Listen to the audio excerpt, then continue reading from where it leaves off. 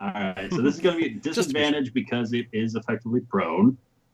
As you launch the bolt into its form, it just sinks into it and it kind of stirs a little bit as the bolts, just from the bolt's impact, but otherwise does not budge. Okay. I rolled that regularly instead of at disadvantage. Do you want me to reroll it? That's okay. Okay. All right, and that's my turn.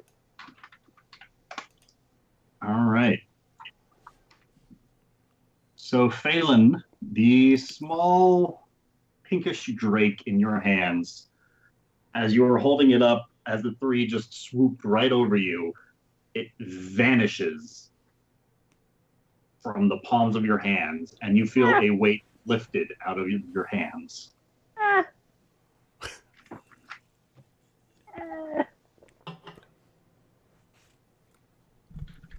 I'm gonna look to the other two, I'm gonna have like a sad, mournful look on my face, like my friend just disappeared. First friend, not my purple dragon. I'm gonna see Bickerstaff is okay, and I guess I'll make my way over to him and help him stand up. He's old and frail. Zephyr will... I'm gonna look around the skies, see if I can see if maybe he like showed up in the skies on my way over to Bickerstaff, but I knew on your turn, you friendship feel free would to roll me a overlap. perception check. I thought it was. Damn. No, Okay. it is Sorry. Garrett's turn. Garrett. I don't see him. He doesn't exist, okay? So just keep an eye on them. Trying to make sure nobody else is following them, trying to converge on their position, anything like that. Roll me a perception check. All right. So you continue to loosely trail the party, keeping an eye on them and some of the nearby alleys with your own vantage point. You continue to trail the party. Phelan, roll me a I'm going to do perception exactly check. what I said I was doing. The perception check. Oh. He's gone. It's gone. You have no idea where it went. He disappeared. But I will make my way over to Bickerstaff and help Bickerstaff stand up. Even though there's one standing on him, I'm going to try and help where I can. Well, thank you, little one. It seems I owe you a great deal. Oh, hello, Phelan. Hello, you. Put on slacks. I'm gonna get up. And as Bickerstaff stands up, the smaller drake just kind of flaps its wings and takes flight, hovering a few feet above Bickerstaff as he stands. Thank you very much. And effectively, at this point in time, is there any further hostile actions anyone would like to take? Nope. Against these house I'm going to drakes? keep looking the skies for the extra one that disappeared. But other than that, I don't care.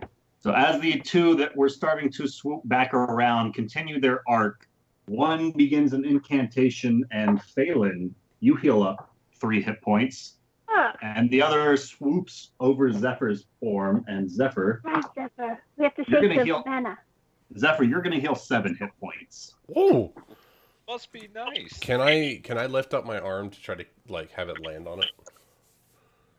Go ahead and roll me an animal handling check. That's 21. All right. So as the one that just jumped up off of Bickerstaff as he righted himself just kind of fades into the sky, very similar to what just happened to the one Phelan was holding. It just vanishes from sight.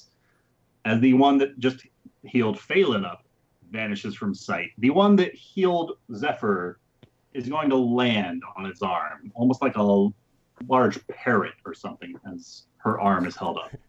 I'm a pirate with a parrot. I'm going to speak to it and say, do you know why that devilish creature was trying to take you? And are you saying this in Draconic or Common? Yep. As you speak this, the small mouth opens up and moves, and you can hear its tiny voice responding. It's trading us to that terrible man to make more of that drug. shock, his own experimentation. Thank you for saving one of our own. You have our thanks.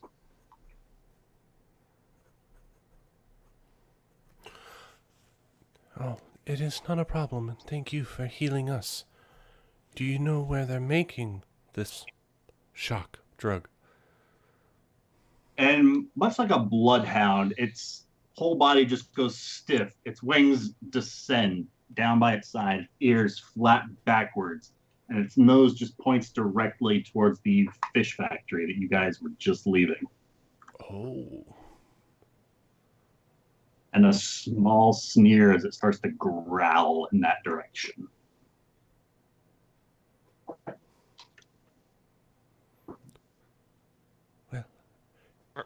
Thank you for showing me that. I think I missed some excitement.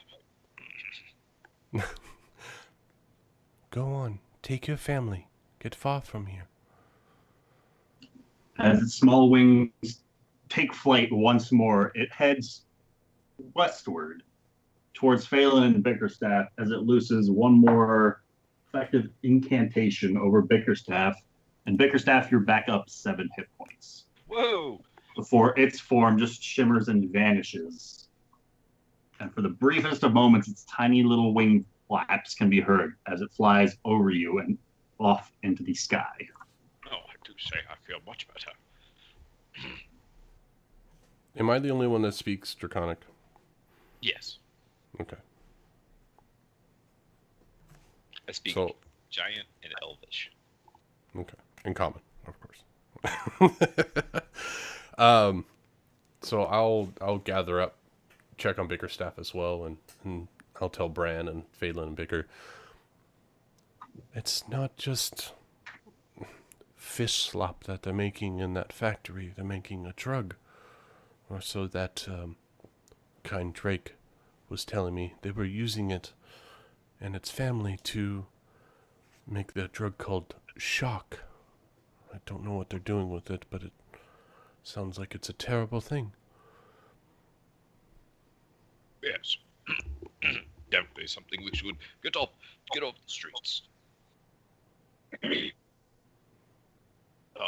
Maybe we should just take a short rest and then get back in there. I think, I agree. Staying in the alley might be our best bet. That way we can watch and see if anyone's trying to go into the storehouse or not. Exactly. Okay. And during this time, I'd like to spend 10 minutes to get Bryn back. Oh, what happened to Bryn? Well, the little red demon creature exploded him. There was a little red demon creature. What did I miss? Oh, yes, there was Oh, yeah. I believe it's called an imp or something of that nature. Yes. It Well, apparently... This happens about this time every year. The pseudo-dragons and the imps, they all go a little crazy and they kind of leave their masters. Happens every year, like clockwork. Well, apparently this particular imp went to a magic shop and stole a satchel with full of potions and was throwing them down upon us. And thankfully, it threw a potion that cured us of our poison, our disease. Oh, those little rascals, always causing trouble. One of those started one of the great fires back in the day. I don't remember which year, but definitely I heard that it was the cause of one of those imps. Well, I don't like them very much. They probably don't taste very good over rice. No, I wouldn't try eating them, Cookie. Magical beings, not very good for cooking. Doesn't sound like it.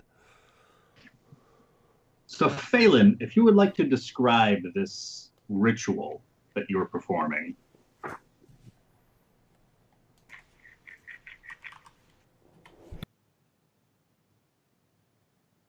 I'm muted. I'm There, sorry. there. Okay, so just for, visual effects, everyone's seen Avatar, yes? Yeah. I'm going to be sitting cross-legged and doing that weird little dancey thing. Which as I avatar? mutter, not the last Airbender, but the blue people. Oh. Oh, Sorry, guys. Sorry. I'm much more disappointed. I mean, I get the visual reference, but I'm more disappointed. Sorry. You guys can visualize me from Avatar: Last Airbender. That's just as weird. Go for it. But you're sitting cross-legged, swaying at the hips, waving your hands back and forth. Exactly, and then all of a sudden, Bryn will pop up With your on my lap. hair, tail Phelan, thing connected to it. Go ahead and subtract 10 gold, effectively, from your inventory. Oh, does it As cost- you continue to toss in some items and objects that burn away in the small flame that you create to spark the life back into Bryn. I'm going to be much more careful with him. He's very expensive. Mm-hmm. That's a lesson I learned. Wow. Familiars Okay. are not for combat. Well, they're for aiding you in combat, but using sparingly. Lesson learned. But effectively, the almost clay pot-like remains of the shattered form of Bryn eventually re-solidify and reconnect to one another as Phelan's ritual is completing, and its form renewed leaps out from the flames of Phelan's spell, full of life and very unrecognizably made from this substance. It looks to be very much alive. Welcome back, Bryn. He's back. I'm going to pat him on the head. And then we were talking about keeping an eye on this location over here, yes? I can send Bryn to make, check the back door or check the opposite side of the building, have him hang out over there. If anything happens, be sure to let me know immediately and have a better, angle. I think we just need to keep an eye and make sure nobody leaves. Yeah, back door, I don't know where we're looking, honestly. I think there's So the how much doors of on the our mission side. was I aware of before you guys took off? Effectively, Supposedly. about 3 individuals who arrived in Liana Esmeranda's inn, accompanying Corbin Reed.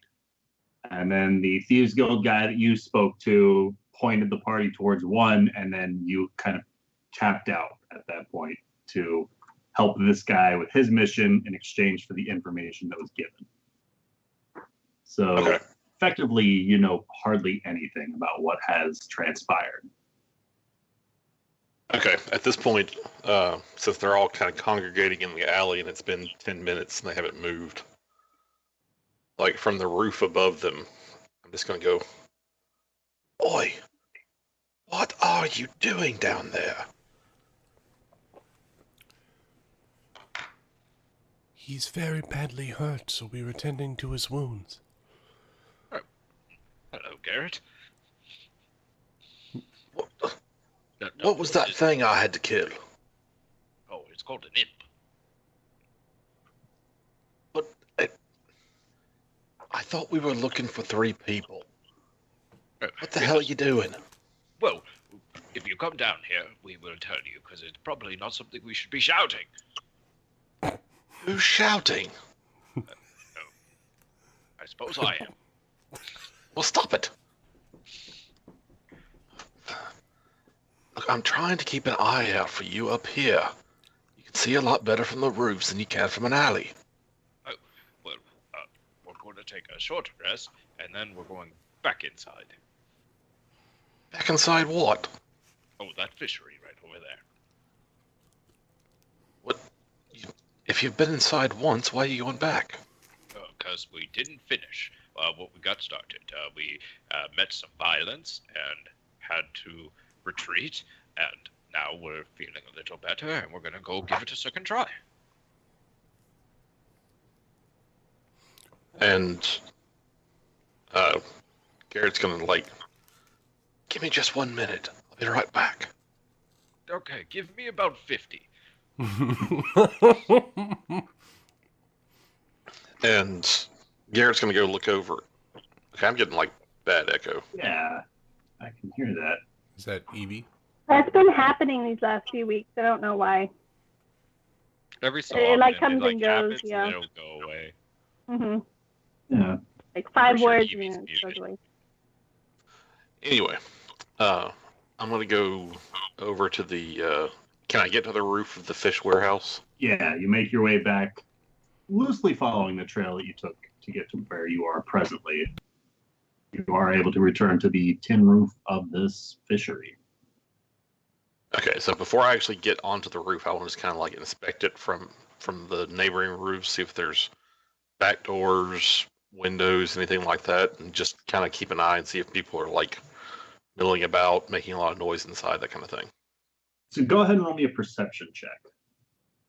I thought you'd ask for that.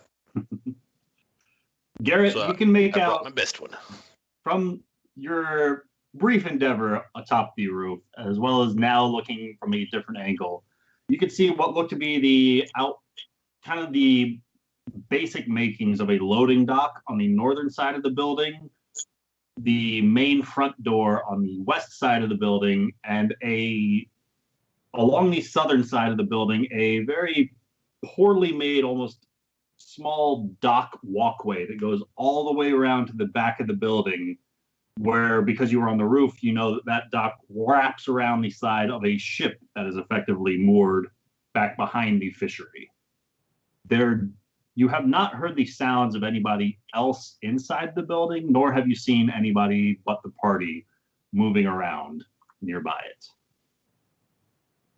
And now that you're taking this, getting the line of sight from a different angle, you can see that the fishery is effectively stacked in an oblong way along the side of the almost cliff face that is built on. It looks to have a ground floor that the main doors, the loading dock, and the dock around the back are all built on, and then it goes down about 5 to 10 feet to what looks to be another floor hanging out on the eastern side of the building, and then what looks to be a third floor that comes back around the cliff side, another about 10 or so feet down from the fishery's main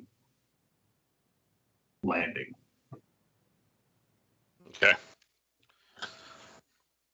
So applying my skills as a thief, how would I break in? Well, there are a number of means available. A lot of windows, most of them look to be boarded up from the inside. A few doors that are resting slightly ajar that looks as though they were broken in. And then there's the ship around back. I'm going to give this ship a good look over. All right.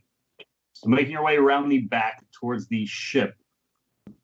Are you taking the roof to overlook the ship or following the dock? Okay. Following the roof and getting a glimpse over onto the ship's deck below.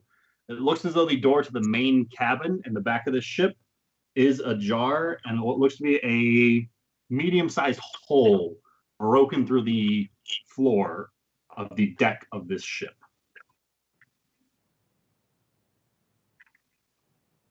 And this ship itself doesn't look to be functional, judging by the severity of ropes used to tie it both to the fishery as well as to the dock along its side. Seems that those ropes are more or less what's holding this ship together and not its own construction anymore. Okay. I'm gonna go back to the alley where everybody else is and drop down next to them.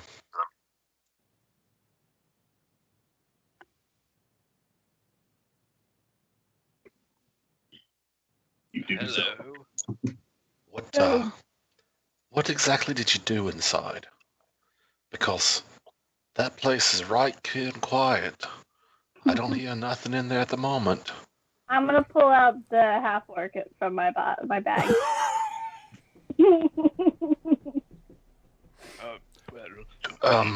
See, Garrett. Now that you're a little closer and I don't have to scream it at you, we found the little one that they call Crookshanks. Crookshanks? I don't remember. Crookshanks. Sounds like a cat's name. The cat's name is Crookshanks. Anyways, we found the little gnome, and we Absolute individual. got some information out of him, and he told us how to find this fishery, which is supposedly the lair of Corbin Reed, and so we came here to deal with him. And we found his other lieutenant, who Phelan shoved in her bag. That one's the smiling Joe. He's the laughing orc. I don't think I'm that's- gonna raise up his hand and have him wave, and I'm gonna shove him back in my bag. We did see the black bandana woman. However, Branrith scared her, and she ran off, and we didn't find her again. So we know she's still in there. And the little pseudo-Drake, they told Cookie that is where this drug is being made. What did you call it, Cookie? Shock. Shock. Something. I believe. What was that? So, did you find Corbin? We do know he was there though, because when we first busted in, someone yelled to him, "Corbin, we've got company," and then we believe he made it out of the truck dock, whatever that thing is called, loading dock, Loading dock? because that door wasn't open, and then when we left, it was. So you let the right bastard get away, huh? We didn't let him. There was a lot of things to get through. There was like 20 kids that were in our way, and we had to put them all to sleep, and then Dickerstaff stepped on every single one of them and woke them all up. I forgot that. We So sound terrible. Corbin may or may not be in there. And the one with the bandana, she's Yes. probably still around somewhere. But we were really injured after going to the ship to check everything out, and then these large spiders attacked us, and we barely made it out with our lives. So you have been in the ship. Yes, we did. There were quite a few We took a spiders. few steps I in. don't recommend it. It was very large spiders. We went And they bite. inside. And did you check all 3 floors? Corbin's like a rat. He'll find a hole somewhere to hide. We couldn't find access to the 3rd floor.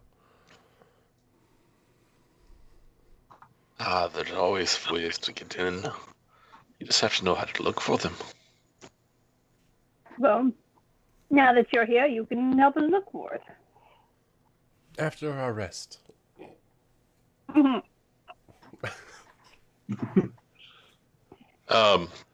So since this is near the docks and everything, and I grew up working for Corbin, I assume I kind of know this area. This was not the locale that Corbin was stationed in when you were effectively under his employ. He moved When around. you were working for Corbin Reed, he was based out of effectively Old MistHaven, kind of like the slums of the city. This is another section. And Branworth revealed at some point, I believe she told you, or it might have been with the rest of the party members, that when she was working for Corbin Reed, he was effectively based out of a windmill on the outskirts of the city. So it seems that every so often he changes locations. And Hookshanks also relayed something similar. He said they've only been here for 2 months. 2 months? He'd been working for them Which 2 is months, far and they too said this long. is the longest they've stayed at a place. So does this place look like a slum, or does it look, This place looks as though it's about to fall apart at any point in time.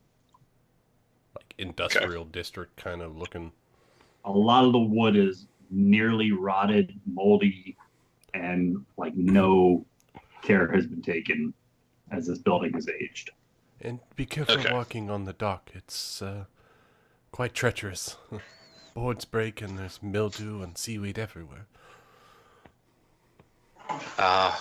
Just my kind of place. Good for us small folk who are light on our feet. I thought I Bad was light for on you my feet big lumbering folk.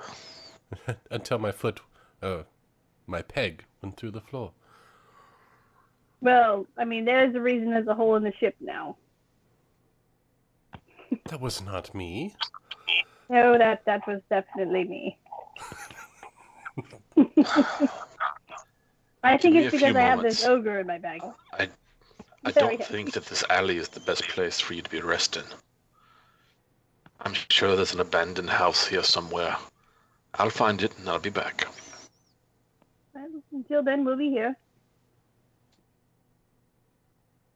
So I'd like to quickly just scan around the block. If this place is this run down, Roll me an investigation check, Garrett. It takes you a couple of attempts going from door to door, but eventually you find a door the reason for the door not opening is not due to any sort of a lock, but due to it being kind of barricaded from the other side. And given a quick kind of shove with your own shoulder, putting a little bit of weight into it, the board nailed into the door effectively loosens enough for you to squeeze in and survey the building. It's fairly dusty in here as it hasn't been used for some time, but it looks as though this building hasn't been used for some time and will not be. At the very least, for the next hour, it should be clear. all right, I'm gonna go back and collect them and bring them to that building, and then I'm gonna see if any of the rest of them are able to move quietly, because I think it's important to keep searching this warehouse while there's still confusion, not give them time to resettle themselves.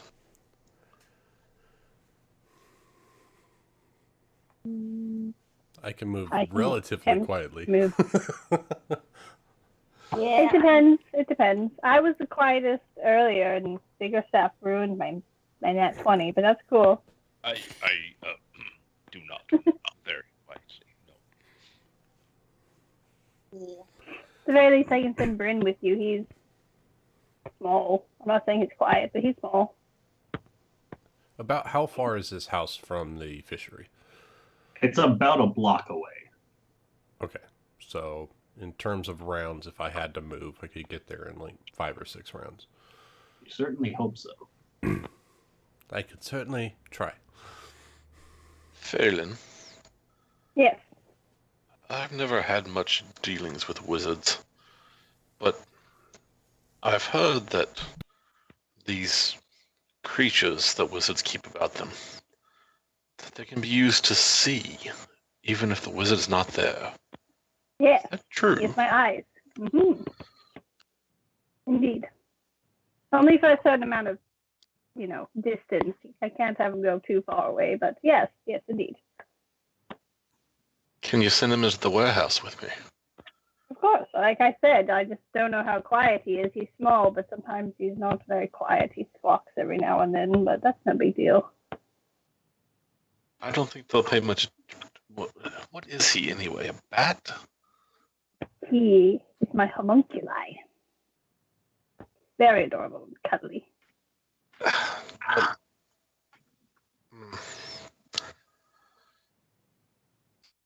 Well, it's the best I've got. I don't have him to act as lookout.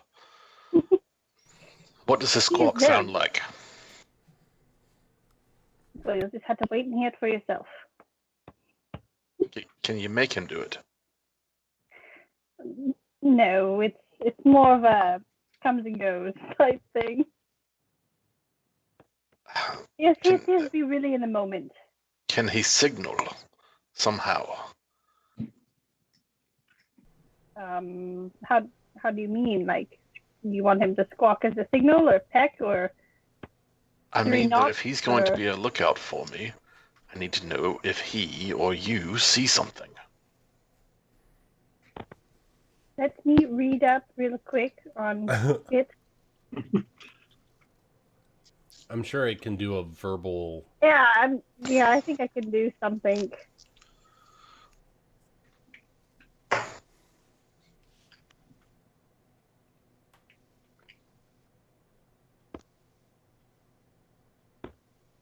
Well, in that case, my plan is to go back to the warehouse, sneak inside, let your little friend fly around, keep an eye out just in case there's anyone in there, while I investigate for ways to get to this mystery third floor. We Sounds also like quite a didn't. plan. We didn't loot anything when we were in there. We were kind of clearing room to room. So You needn't worry about that. desks or paperwork that we might need to look for. I will definitely keep an eye on anything that might prove of use to us.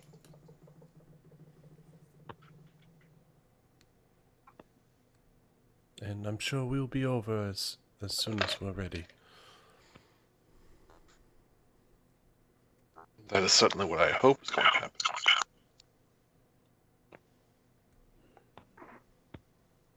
And I'm going to continue resting. All right. And I'm going to head back to the warehouse, assuming Alright. that Amanda has figured out how to work her homunculus. Yeah, I mean, it says I can communicate with it telepathically, and the place isn't more than 100 feet away, is it? You can Yeah. move yourself so that you are Okay. within 100 feet. But I'd like to have the rest But still. I don't effectively, know if you I can won't rest be within the Yeah. abandoned building with That's Zephyr, fine. Branrith, and Bickerstaff. That's fine. All right. Zephyr's cooking Well- something over our short rest, too, by the way. Just What is Zephyr cooking? I pulled out that dead rat and I start rotisserie. I clean it and start rotisserieing it over. I'll make it. There's a kitchen in this place somewhere. So. Roll me a medicine check, Zephyr. Oh shit! And add your proficiency with the cook's tools. All right. So I got medicine. So this will be +2 to this roll. 24. 24. All right. So effectively, as this rat is being effectively prepared for the rotisserie. party, It was very clear about the rotisserie. Yep. Zephyr, you and those here in the building with you are able to regain one extra hit point per hit dice spent during this short rest Cool. because of this meal that you're preparing for them. All right. So when we roll hit dice, and then I was flavoring that for the restorative aura as well, where they get a hit die back. So All right, good to know. So, I'm gonna mark that. quick question for Ben and Amanda. Okay.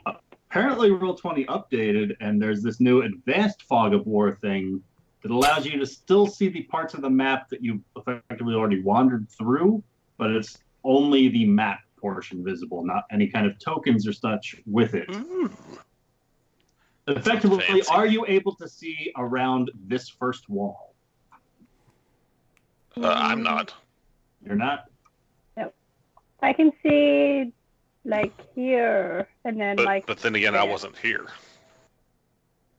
Well, you did kind of survey up around on the roof. So real quick, if I were to move you, say here, Oh, yep, it's still there. and it's still there? Yep. Awesome. So it might be like a session by session thing, but maybe it'll work. So we'll kind of fudge with it this time and see what happens. Yeah, like I can still see that room where the entryway is. Awesome. Okay, so Garrett, this side is the loading dock. The south side is the kind of boat dock that goes around the south side of the building, and the boat is around back on the east side. Okay, well in that case, I will go through the loading dock. All right. I'm going to have Bryn kind of stay close to him. And then, like, if we get to, like, a branching point, he'll go one way and have Gary go the other. All right. Of course, I'm taking my time, moving carefully and silently. Right. Go ahead and roll me a stealth check. For Bryn, too? Oh. Is Bryn trying to be sneaky about this? He's trying to be quiet. Well, then go ahead and roll me a stealth check for Bryn. A perfect pairing. Quiet. Equally as stealthy as the one that Bryn is following. Yeah, so good. And as Garrett enters, he realizes these floorboards really are creaky. Like, he is not a big fellow, but... So Yeah, he's we didn't trying notice to, that like, the first time we carefully came in. place his feet and test the board support before he really goes anywhere. All right. So Garrett, as you're making your way through this kind of 15-foot wide loading dock that abuts the side of the building, there were also a few carts that sit nearby. Some of them partially loaded with a large tar-caked barrels marked with a fish-shaped splotch of red paint on the side. Just past the loading dock's ramp lies a set of double doors, which are currently ajar, and an emptied room within, empty of any people. And on the right side of the loading dock is a flight of stairs that descends downwards towards an opened door. All right, so I'm going to take myself to the corner and peer around quickly. Taking a quick peek around the side, you don't discern any kind of movement. Okay, I'm going to have the homunculus guy go down there first, since the door seems to be open. All right. As Garrett kind of signals for the homunculi to fly forward, as it starts swooping down these stairs, heading towards the opened door. We'll do so. Good little homunculi he is. And makes its way into the fishery's main floor.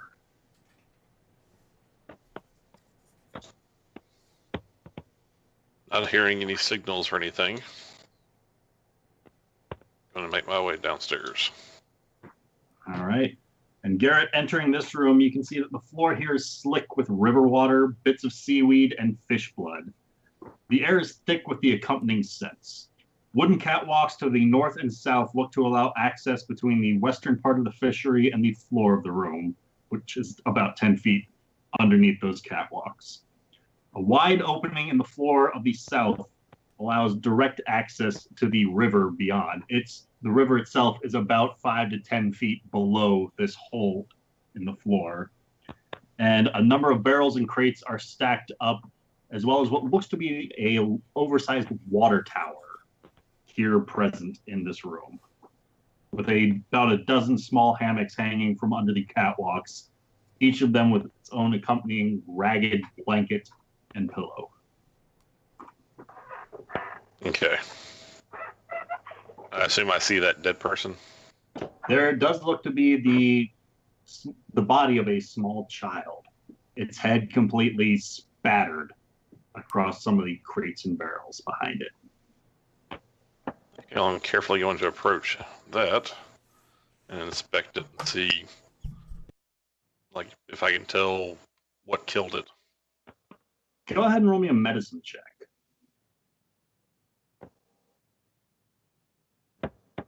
Something very forceful effectively caved this child's skull in. Okay, I'm going to inspect the crates and things. You never know when something might be hidden, trapdoors, Right. fake walls, that kind of stuff. Go ahead and roll me an investigation check for the crates and the like. So kind of doing a brief once over of this room, you can see a couple of almost windows that look into that room up above that the loading dock led into. And the fishery floor here itself, most of the crates seem to contain some sort of foul-smelling slurry, some sort of a paste that is just absolutely pungent.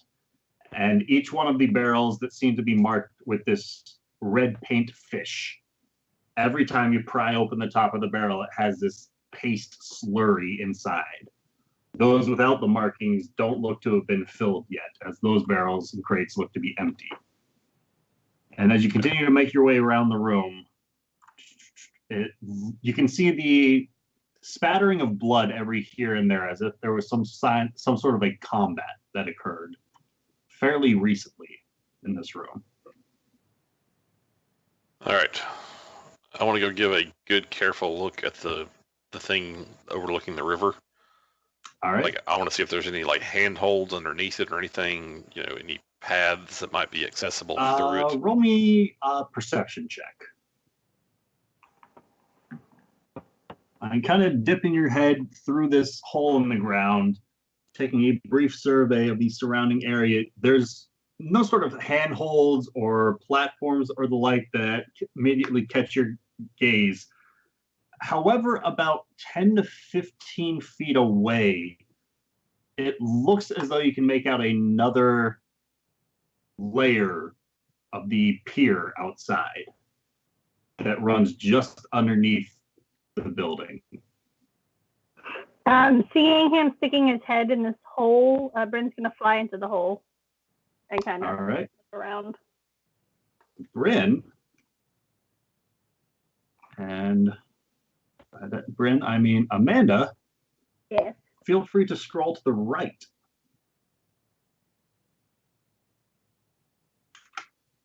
And effectively, can you see? Okay. As Bryn is flapping around, Bryn sees that a narrow space looks to exist under the fishery, with a number of wooden pilings supporting the building's frame above, and a brief walkway that looks to lead from the bottom of the sodden ship to a small square door that leads into the understructure below the fishery's land-bound half. The pilings below this understructure are densely arrayed, leaving only narrow gaps in the water below that area. So there is maybe a 5-foot gap between the river and basically the river is running parallel, same surface as the pier almost. And from that, it's about 5 feet to the floor where Garrett is standing. And these boats right here, are they there? This boat looks to be loosely drifting away from the southern part of the pier. The boat here to your north looks to be tied off. Is there any sort of rope connecting to this one? There is a rope present inside of the boat, but not tied off to anything. Can I try and grab that rope as Bryn and see if I can, like, drag the boat? Roll me a strength athletics check. I don't know how strong he would be, but, you know, I figure it's worth a shot. Let's find out. Woo, Bryn, you go, you beast. Bryn swoops down, grabs this rope, and starts yanking, tugging, and pulling, but despite Bryn's best efforts, that just the faintest current from the river seems to be more than what Bryn is able to compete with. Can I try and, instead of pulling, can I try and, like, push on the side of the boat, or is that still the same thing? So we're assuming that Bryn's given this boat the best it can, like going, pulling the rope, and pushing the boat, but like one way or another, it always manages to just lodge itself in with some of these wooden beams that are going from the bottom floor into the water below. And just keeps obstructing the path that Bryn tries to push the boat on. Okay. So flying around this area here, do I see a doorway or anything that it connects to? Roll me an investigation or perception check as Bryn, with Bryn.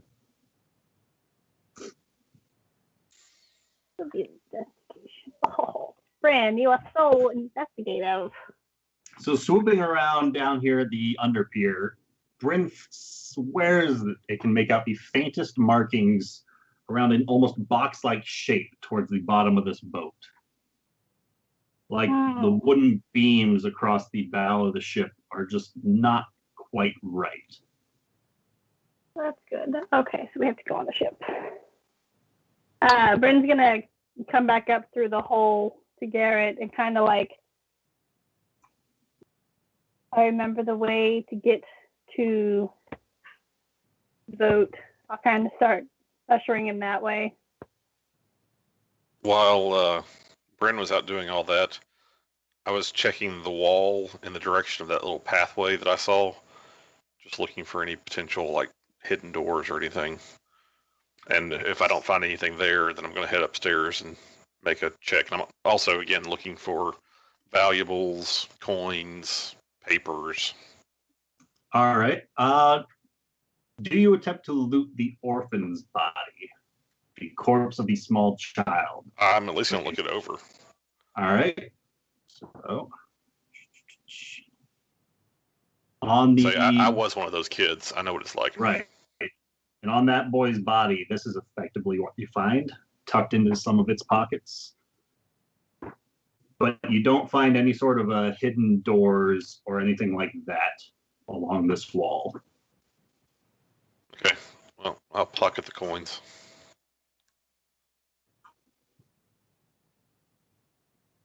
Do I need to roll for that? Roll the d4.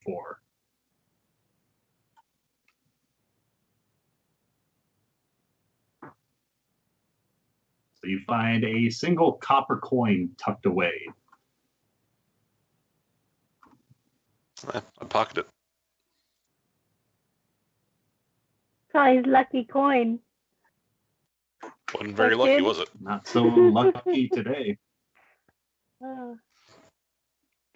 Bryn Okay. Squawk. And then I go upstairs, make my way up the staircase, and go check. All right.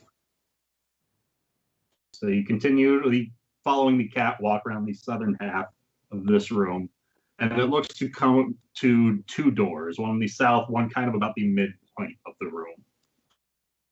At any point, I'm trying to be quiet Right. and careful, so at any point I Right. need to roll another stealth or I'll let you know. Okay. So kind of peeking into this next room, immediately in front of you, you can see that a wooden desk looks to sit in one corner of this room, and its side looks to prevent the western door from opening all the way. The table itself is heaped with dozens of slate boards covered with chalk scrawls, while on the east half of this room, a cabinet slouches against the wall. Definitely checking the desk and the cabinet for traps, and then looking for anything else. All right, go ahead and roll me an investigation check. So it looks as though this cabinet has already been rifled through, as the latch isn't quite hitched shut. And so when you throw it open, it is emptied on the inside. So turning your attention instead towards the desktop, a number of these slate boards look to be completely coated with numberings and almost documents of some kind. If you would like, which tools are you proficient with? Thieves' tools. Okay. If you'd like to try and roll me an intelligence check to determine what these might be. You can't quite put together the purpose of these. Some of them look to be keeping track of an inventory of this fish slurry, presumably all the inventory barreled up and going elsewhere. But there are noticeably other documents and papers that don't follow the track of any of that. So there are some papers that are noticeably separate, but you can't quite figure out why. Yeah, I'll grab them. All right. And again, given that it's a desk, I'm just going to assume that there's like a hidden drawer or something. So I'm going to kind of check, for buttons, especially knowing this is Corbin Reed. I'm sure he has some sort of hidden something. I've got roll me another investigation check.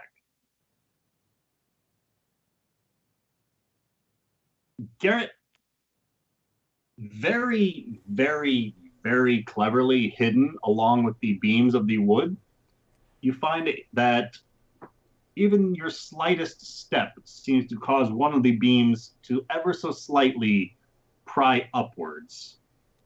And along the side of that beam looks to be carved like a handle of some sort, as it looks as though you've discovered a trap door hidden in this floor. Did you find all this secret stuff? It's so nice to have a rogue. Then I will carefully pry open the trap door. All right. Very, very quietly, so stealthily. So go ahead and roll me a stealth for that. 15. And I can't wait till my proficiency bonus is 3. So, as you peek your head through this cracked trap door, you can see the makings of what looks to be a boat, very loosely lodged in a few wooden beams about 10 feet below you, along with the underpier that you surveyed earlier, running alongside of the ship and following a trail effectively to a small door about 10 feet away from you. Through the trapdoor. Okay. And if you scroll to the right, that's effectively what you can see. You know what I just noticed? What's that? None of my skills have expertise yet.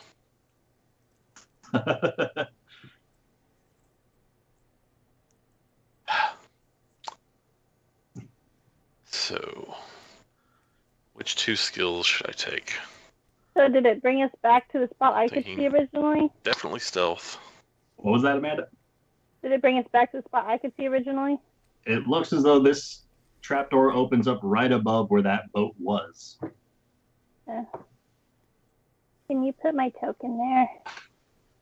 Worst. It won't let me bring it over there. Oh.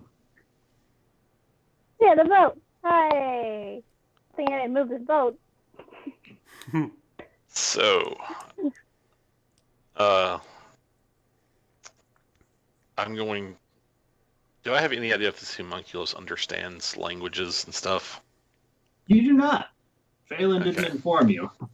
Well, I'm going to turn to it. Oi, flappy thing. I hope you understand what I'm saying. If you can, go back and get Phelan. Get the others. I think I found where we need to look next. And the homunculi will nod its head. Well, that's going to give you like a really weird, confused look just to throw you off. Kind of like cock its head. And it's going to squawk and fly off. What does that squawk sound like? Because I don't think we heard that earlier. Nope. Trying to think of what it would sound like.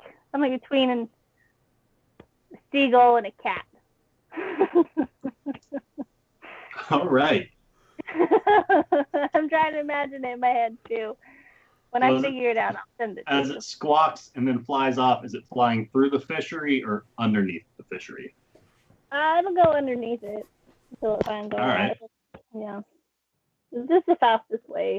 Bryn doesn't care. Garrett, roll me a perception check as Bryn flaps off towards the north, heading back towards the party.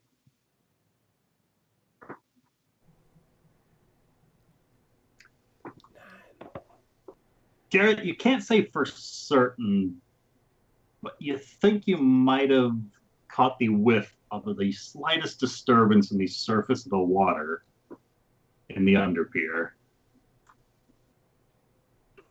It's possible it was just a wave that was moving shoreward.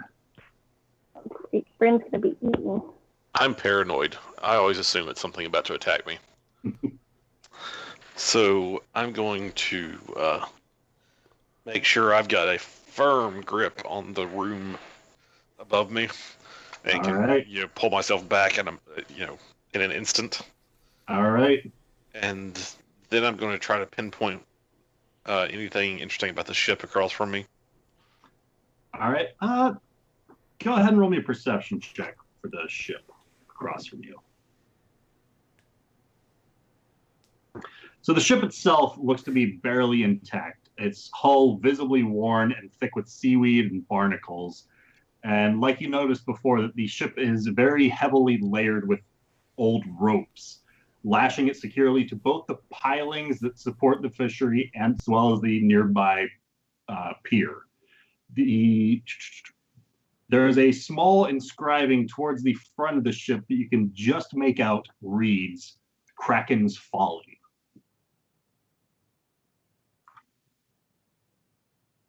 I think you said earlier something about like a small square door or passage or something. Yes, right about here. Okay. All right. Well, now that I've got that spot in my head, I'm going to go back up into the room. All right.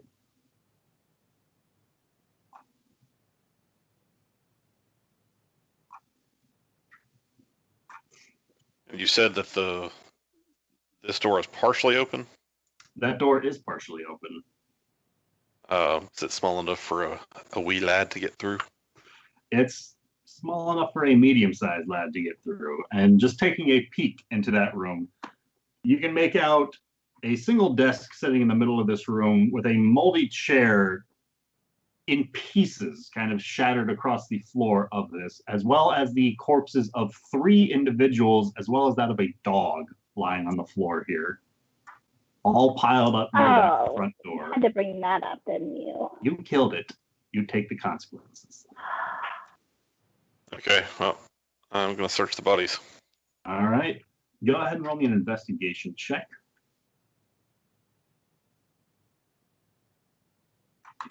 Nice. So, on each of the bodies within this room, you find this. Okay.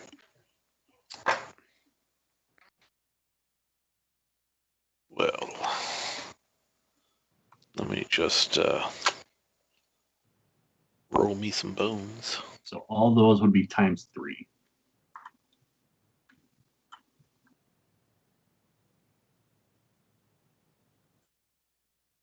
How's that? Beautiful. Okay, so I see 14 gold pieces.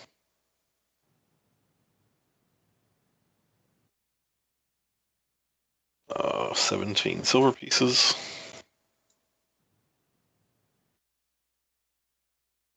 And 27, 31. 1 copper. 31 copper.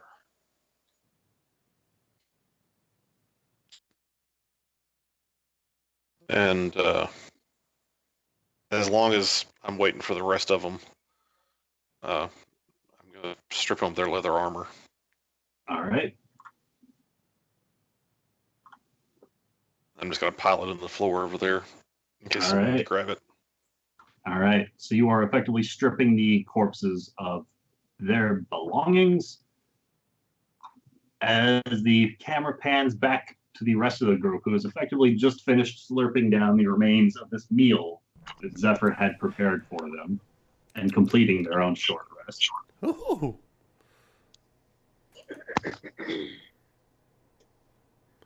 And I'm going to spend my 2 hit die. And I will be right back. All right. So this how is do you our kind of spend- like halfway break point, effectively. All right. And I'll be right back as well. You're still below half, right, Zephyr? Oh, yeah. I have a healing potion that I picked up from the pouch, and so I'll hand it over if you want it. I'll take it, but I'm not going to use it. Okay. Spiders, man. All right. I don't think my hit dice are working. Oh, there you Mine go. work. D8. I rolled it and it even added it to my HP. Yeah, you had to click on the D8 or whatever, right? Yeah, you click on the actual D8. And okay, so it added. Holy shit. You have a +4 to your constitution? No, I rolled 2 hit dice. Ah. Oh, Uh, it rolls them together. Oh, interesting. 12. That doesn't make any sense. I was at 9. And it just Yep, went up to I'm at max. full. But, well, I feel much better. What do we say we go give those rascallions what for? And don't forget you get +1 HP per hit die. What do you mean? For Because of the meal eating the rat. Is that What's that? But aren't because we, of the like, meal temporary there? hit points, right? Not temporary, no. You get +1 for each hit die you spend. Add. And I'm going to use this. If you use hit die on a short rest, All you right. get 1 hit die back. Oh shit, I don't think I ever picked those. Whoops. So it's encouraged that you use at Put least that on one. My to-do list. So I still have full HP still. well, Phelan should at least use a hit die.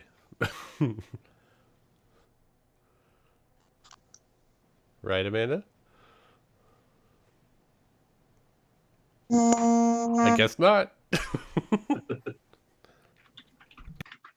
Sorry, he said halftime break. I was wondering. I wasn't sure if because I had Bryn going off, I wasn't sure if I got the short rest or not. Effectively, I'm going to say, so long as Phelan's not doing anything too strenuous at this point in time, just basically only visualizing through Bryn's form, I'm going to say that Phelan is able to accomplish the rest. But Phelan was not with the rest of the party. I don't get that. Oh, so she doesn't get the +1 or the restorative aura, I would say. Is that how I do hit dice? Yeah. Awesome. Oh. Oh, what did I do? A d6. Oh, I put it on Bryn. I was like, why did that go way up? Congrats, Does it automatically add it? Yeah. I think so. That's cool. Yeah, your HP went up. All right. You know, this way we don't have to trust you with math. That's really, really good. Gonna save a lot Zephyr's of ready. So I guess Bryn will probably find his way back and kind of show everyone. Phelan will tell everyone to follow her. She'll follow Bryn. She knows where Bryn went, but she'll let Bryn guide the way. And she'll take everyone the same route through the loading docks and whatnot to the trapdoor. I will follow Phelan. So for everybody who wasn't just on this map, feel free to move your token around to spots you've already investigated. Just kind of real quick to see if it lasts through the fog of war kind of thing for you. Oh, that's interesting. Yeah, it does. Awesome. That's cool. We went into this room too, didn't we? Yes. Phelan, you guys did not. Oh, okay. But as the party is arriving here, they find that Garrett has already surveyed the barracks, and within looks to be a couple of bunk beds sitting against the southernmost wall on either side of a boarded over window. Otherwise, this room looks to be fairly empty. That's the one to the south? That's the one to the south, yes. Oh, that is so I can't seem to go through there. Poor chaps. Hey, there we go. It's a shame we had to do that to them. Did I find anything in there? You did not know. Looks as though the guys who resided in this room kept their belongings on their person. So, where is this trapdoor? So it can speak. Standing by it. Do you mean it can speak? He's been speaking this whole time. What? Okay. I hadn't heard the homunculus speak at all, but apparently can't communicate. That was bigger stuff. No, I know. know. Bigger stuff. I was like, You said, wait, where's what the do you trap mean? door? The only way you would have known about the trap door is if the homunculus told you. No, because I was using Phelan's vision to see through his eyes. But I didn't know that.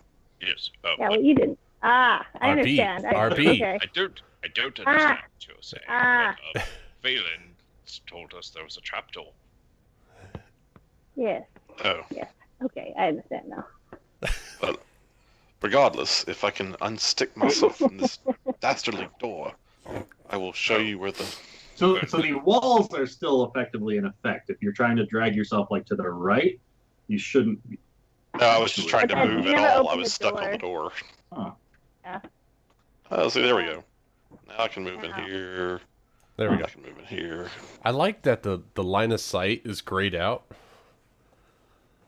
So if you've seen this, It's the pretty space, nifty. You can still It's see like what you can see. if you leave that front room, you don't see the bodies anymore.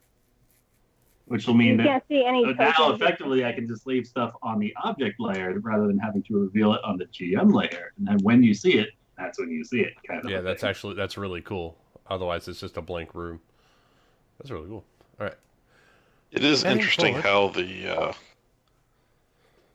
the persistence works. Like you've got to be pretty close to it to make the persistence. Yeah, I'm stay. still not entirely sure how it's selecting the radius of what remains. Actually, So I think it that makes sense. Like just because you glance at something doesn't mean you really remember it's there. I think it has something to do with like the dim light available on your token, and so like dark vision. It's factoring in dark vision effectively, I think. Well, So those without with dark granite vision, only- your radius is a lot. Like you have to be right there to see it. But With for granite characters only like did, like, Phelan one- and Branrith, it's a much larger area, so they can just be wandering through, and it keeps revealed a lot more. I think. Still very new to this advanced. But, Now that the rest of the group is here, so there seems to be a wee space stuck between the bottom floor and the river. There's a path that leads to a door at the bottom of the boat. You say there was a mighty large pack of spiders in that boat. I personally am not a fan of spiders. Don't wish to see them. But hopefully they're at the top to cover up what's at the bottom. Well, we killed the mother spider. The small ones are still there, though. They have a nasty bite. Like I said, not a fan of spiders. You can imagine someone of my size that are a mighty bit bigger than they look to you. But anyway, we could try this trap door, but it just leads down to a boat. There must be a way to get to the walkway. I'm going to go look for it outside and see if I can find it.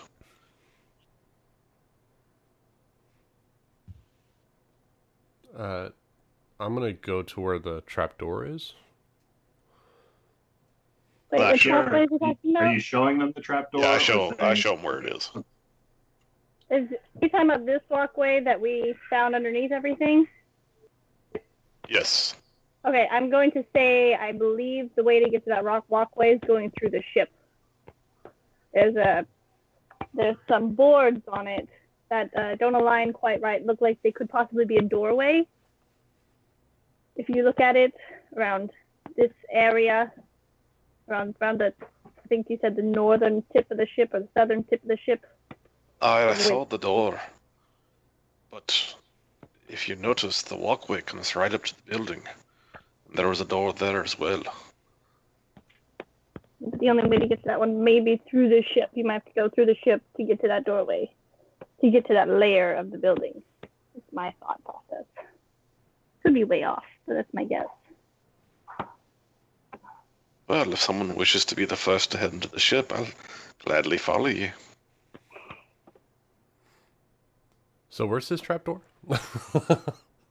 We're like right on top of it, Zephyr. Where's The alien and there, the back in there? Yeah, in there. Yeah, Zephyr's Okay. not, but we are. Everyone else is. Yeah.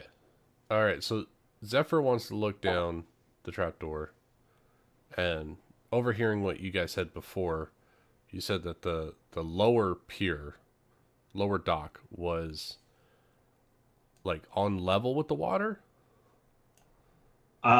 Lucas, if you scroll to the right, the lower Yeah. dock is effectively on level with the water, and there's about a 5-foot space underneath this building before the river, Mhm. and this under pier looks to be built beneath the pier that wraps around the building.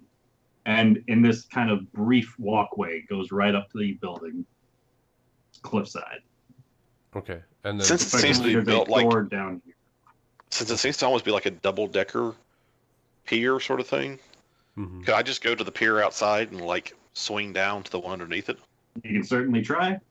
Zephyr That's what I'd is, like to check out. If it looks feasible, then I want to try it. Zephyr is All gonna right. jump through the hole.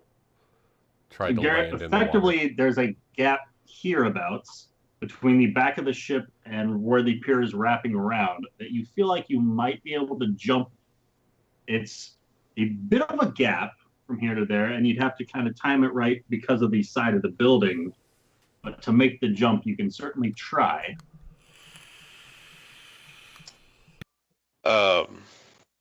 Do I think that my sturdy pole would allow me to just kind of cross the gap? If you extend it and reach it down, you could potentially effectively make a ladder from your pier down to it. I at least like to investigate that option. So it maybe. Does reach, so it is within 10 feet. And just, I'm assuming, past history with this device, that I know that since I weigh a grand total of like 35 pounds, that I can like walk across it, even if it's more horizontal than vertical, without snapping it. With a fairly simple enough acrobatics check, you'd be able to just walk across it normally, yes. Okay. Like a bridge. That's what I'd like to do. All right. So Garrett is effectively laying out this walkway from the top pier that leads down to the bottom, effectively negating the need for a jump down below. I'm really confused as to where we are. Out here. Zephyr is going For to... the sake of revealing a map for those who are following Garrett, or at the very least watching Garrett, he is out here on this outer pier, and he's just pulled out this small, about a foot-long rod, clicked the button in its side, and the rod shot out to be 10 feet long, and a series of sprockets just dropped down from either side, making a makeshift ladder that he then extends down to the lower pier that you can just make out in this gap between the ship and the building itself. And he rests it down below, and then, like an acrobat, just walks down this pole onto the pier below. And then which way did Cookie go? Cookie went to the trapdoor, which is about right here. Oh, that's the part I missed. Okay, so I would have followed Cookie. Okay. Well, I'm diving into the water. Wait, there's water. There's a boat right beneath you. So Bickerstaff, right peeking through that hole, flip into the you water. can see effectively what Lucas can see if you can scroll to the right side of the map. This whole thing you've been describing makes a lot more sense now. You guys will never guess what time it is. Dinner time? 7 p.m. Did she make cobbler? Cobbler o'clock. Oh! Cobbler? Damn it, Allie. Well, you have to let Allie know that she has advantage on her next roll. Next cobbler roll? I will let her know she gets advantage on her next roll. I mean, it would make a difference if she didn't already get advantage on all of her rolls. But, Double advantage. Double advantage. So what Zephyr will do is she'll crawl down into the hole and swing out to miss the boat and land into the water. All right. Zephyr, you swing down and effectively splash into the water down below. As Bickerstaff is peeking out this trapdoor himself. Branrith, which way are you going? Branrith is going to follow Garrett if she can. All right. Branrith, go ahead and roll me an athletics or acrobatics check to climb down this laddered walkway with advantage because you are making use of a ladder. Orange cobbler. I would be very careful with this thing. Like, if I think that she's going to be too big and it might snap, I am not going to let her use it. All right. Yoink! Pulls it out from underneath. Oh, natural 20. For the briefest of moments, you think she might be a size too large to make full use of this item that you've produced. But the first step and the confidence that follows with it instills you with the want to see where this goes, at the very least for the next rung of the ladder. And it's not too long, just a few brief movements before Branrith finds herself on the underpier beside you, Garrett. You look like a natural doing that. I feel like I may have gotten a bit lucky.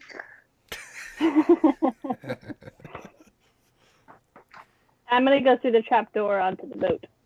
All right. I'm not lucky. Like Phelan, like, presently, really Bickerstaff is looking down that trapdoor. I would. Well, I'll I play will behind him. lower myself down onto the boat, and then I will help her down into the boat with me. And I would like to steady the boat when I'm in the water. All right. So, Zephyr, you effectively start to steady the boat as Bickerstaff lowers himself down cautiously into the boat. Bickerstaff, you could roll me an athletics check to lower yourself down. Well, how far is it down to the boat? It's about a 10-foot drop from the trapdoor. So only about a foot drop for me. No, well, with your, how tall? 7 feet? Yeah. With your arms, that's about 10 feet. So you I'll should tell just you, touch it's it. not just for the climb. Okay. Well, I will. This is also effectively to steady the boat versus see if you go through the boat. So I have at 17. advantage. 17. So you manage to still yourself and descend down into the boat with Zephyr there to assist as you look up towards Phelan. I'm not as graceful as you guys, so we'll see how this goes. I'll probably be able to hold this boat too. Well, Bicker's ready to catch, right? Zephyr, it's as Bickerstaff is lowering his larger form down into the boat that the scales on the back of your neck start to get just the slightest chill running through them. All right. And you sense the faintest presence of another heartbeat in the water.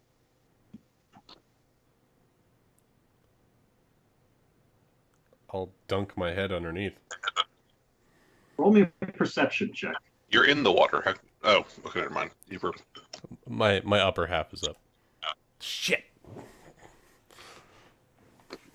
Zephyr, you dip your eyes under the water, but due to the kind of clouded, murky just dissolution of all of the silt that has built up and has been disturbed somewhat recently, you're not really getting a good survey of the surrounding area. Okay. Well, Bickerstaff, you're effectively lowering Phelan down. Phelan, if you would like to roll me an athletics check with advantage for the assistance to come down to the small little rowboat. nice.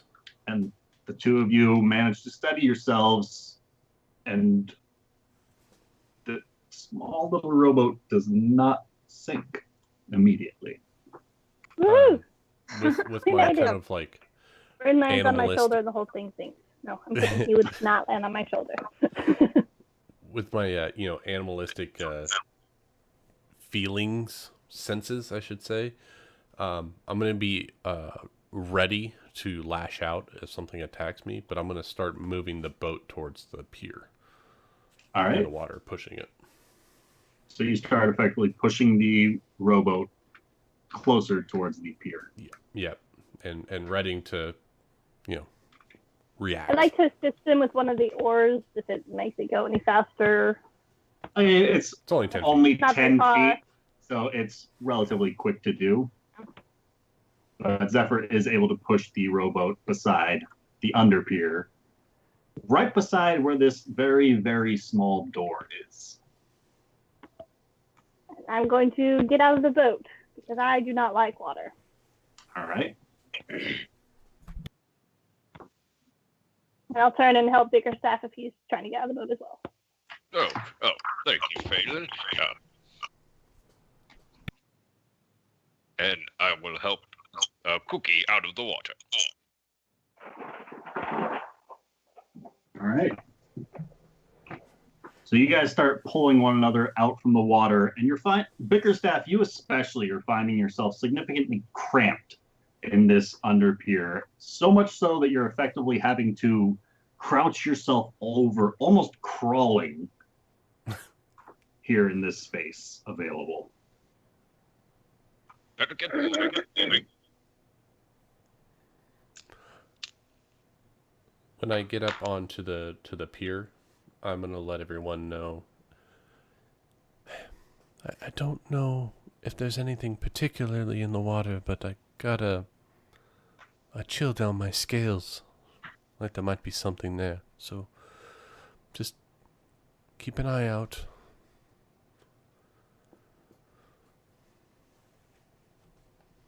Let's get moving. Come on, go.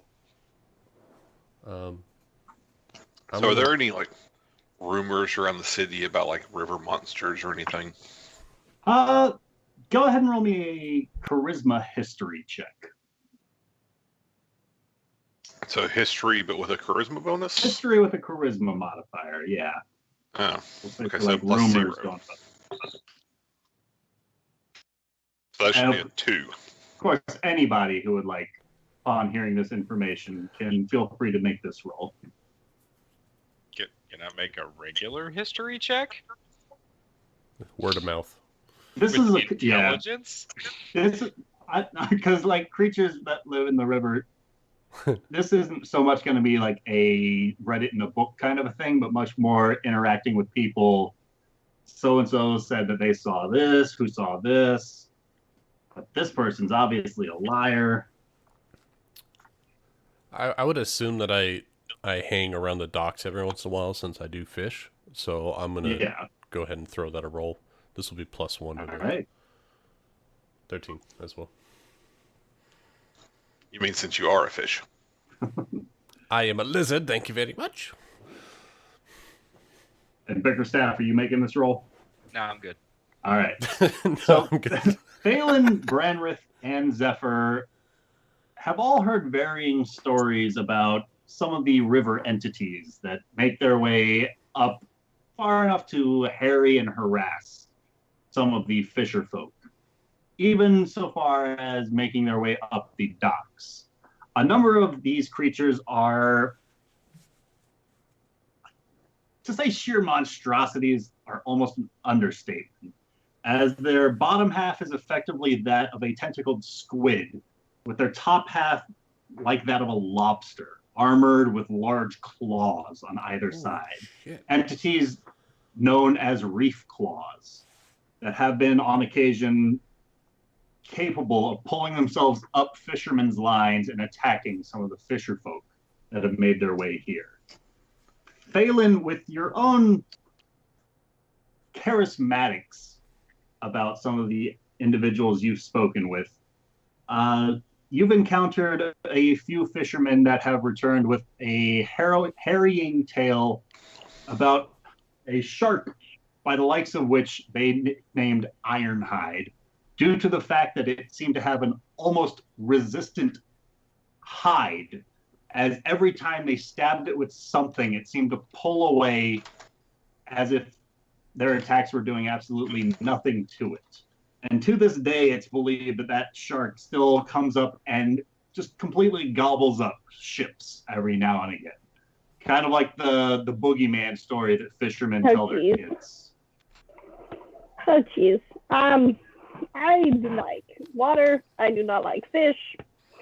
We shouldn't stay down here very long. There could be the man-gobbling shark down here, and that's nothing we want to mess with. I've heard that they can just tear people up to pieces, leaving their bodies worthless. And of course, these are kind of the tales that stick out. There's still all these stories about kind of merfolk and entities that dwell within the water, as well as out of crocodiles and alligators that have made their way out from the city sewers, larger insects that believed to be residing nearby, and all of those such more classic tales. Oh, jeez. I'm going to hug this wall with this little tiny door a little bit closer and see if I can even open the door. I'm going to try really hard to open the door. I'm going to, kick the door Phelan, down. that door comes up to about your waist. Perfect. It's perfect, meaning You're I'm gonna kick it. I'm gonna knee it. I'm gonna smash it. I'm gonna do what I can to open it. I do not want to All right. So Phelan, you start to kick and smash open this doorway in front of you. And in doing so, you see that the air within this room is chilly and stinks of the river, thanks to a huge opening in the floor that drops away to the river shore about 3 feet below it. Several pilings emerge from the waters to support the roof that stands 8 feet above the floor, with mossy ropes slung between them. In 2 places, rusty manacles hang from the ropes over the water. One of those sets of manacles currently occupied by a small girl's feet, as she dangles headfirst over the water's surface. She looks to be bound tightly by a series of ropes and is gagged at the mouth. So Two 5-foot walkways look to cross this water hole to the other side of the chamber, and in the northwest corner, a wooden door provides access to a walled-off section. What looks to be a collection of old cabinets, lock boxes, and piles of clutter are strewn about. Chipped porcelain plates, a cracked goblet, rusted silverware, and an old wooden shield with a crossbow bolt still wedged into it. A dinged helmet and other treasures look to litter the floor here. 3 wooden tables in the northeast corner are littered with pieces of complicated alchemical apparati involving a number of reagents boiling in variously sized glass vials. But what catches your attention is the fluster of movement on the far side of the pool that draws your eyes towards the woman who escaped from above. Garbed in her noticeable bandana, as it is wrapped tightly across her dark hair, she is presently in the process of dropping a very heavy-looking metal chest to the ground, and the audible splinter of some of the wooden planks upon its impact is heard as her fingers shoot up to her mouth with a curse that escapes from her lips. Turning around to see the source of the opening door, she looks to regain her composure. Facing you, with her other hand sweeping across the area down here. He's already gone, can't you see? There's nothing for you here. As she continues to suck on some of the fingers of her other hand. I'm going to burst through the room just because I really don't want to be by the water anymore. So you're sneaking in. She's going to run to this side. And then kind of away, she's like, oh, we've got company. But you do have to crawl your way in, as that door is only about 2.5 feet tall. That's fine. So I maybe can't go the full length if we're in initiative, but I'm going to go in as far as I can. All right. Seeing you step further into the room, her other hand shoots into her vest and pulls out that same acid-inscribed wand. Can I get everybody to roll me some initiative? Oh. Sorry, guys. I didn't want to be by water anymore. It's her thing. There's a little line for the druid. Back in the What pack happens for the when our druid. tiebreaker is exactly the same? Roll off. Well, you get Roll to off. choose, We right? actually decide who goes first in 5th edition. I mean, if you want to. It doesn't matter to me. I'm in the room, so I'll go first. But if you want That's to... actually probably fair. That makes sense. Which reminds me, can I use, we did the short rest, so is this something that I get automatically, or do I have to specify that I get it? What? We're going to Alright. assume that you used that. Okay, so I get one of my spells back. Yeah, Yep. 1 spell slot at And level. it also means that from here on out, whenever you forget to use that, you don't get that spell slot back. Okay, yeah, that's what I had to specify. I was like, oh, I probably have to specify when I use that. Good to know. We're still learning. Right. Exactly. Okie doke. So it looks like we are starting off with Bickerstaff or Phelan. Ladies first. All right. How are you going to get through that door? I'll go first.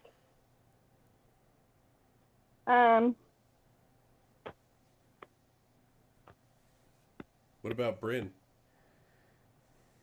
Oh, I forgot to roll for him. Dang it. Thank you. There you go, Bryn. He always gets 18. So he That's his gets to go number. first. Might be right. Sounds like someone's cheating. Very likely. So then, what's Bryn gonna do? Bryn is going to fly into the room as well with me. But he's going to kind of hover right here for now until I decide what to do with him. All right, Phelan. Also, just for kicks, let's try like rather than me having to ask you guys like, is that it? Or are you done? Yada yada yada. Whatever. We're gonna have you kind of describe your turn, kind of like all at once. Like for Phelan, say like describe the means in which you're casting any sort of spell that you do or don't cast. And like for others, like describe your attacks as they're happening, and like describe your running or whatever. And then whenever you start to slow down, the next person in initiative, feel free to start picking it up with your own turn. We'll see what happens. Let's Streamline he a wants little to bit. I play like it. 4th edition a little bit. We'll see what happens. Phelan. Okay. So I am going to burst into the room, originally crawling, standing up, and then running to the edge of the room and kind of like taking a breath. And then looking around the room, realizing, oh, we're not alone in here. That's lovely. I'm going to see this woman who I recognize from before with her lovely stick of acid that I don't like. And digging deep into my gut, I'm going to cast this on her, bringing in my very own feeling of sickness that I just felt from being so close to the water. I'm going to cast it onto her. And awesome. Nice. And a 14 is going to hit as she reels over and is that a to hit or a save? No, Should be 14 a is a save. hit. Yeah, but it also Yeah, on because hit, they make on the save. hit, Oh. then she Okay. makes Okay. a Constitution save. All right, That's one of so those that is going to complicated hit, spells. dealing 8 points of poison damage to her. But she looks to maintain her composure and stand back up tall and strong as she resists any additional effects. She's been around concoctions a lot. Yes, I would assume so. But, Just I feel like it's only fitting. She shot us with green, I shoot her with green. And I'm going to say, if you don't mind, we're going to need this room for a little bit. It's a little chilly out there. So I'll leave it at that. Brianna, I will use my bonus action for my AC 19. I have 15 feet of movement left. I will begin running across this. Now that you were effectively crawling that first 15 feet in the underpier as well as through the doorway. So I can only make it to here? So you can get to there and then stand yourself back up. Cool. Well, I can see this no good do-gooder over across the way here, and I will just look at her very crossly. All right. As you give her the worst of looks, she is going to push past it and just kind of readjust her stance, raising the wand up higher over her head. That is the end of my turn. All right. Garrett.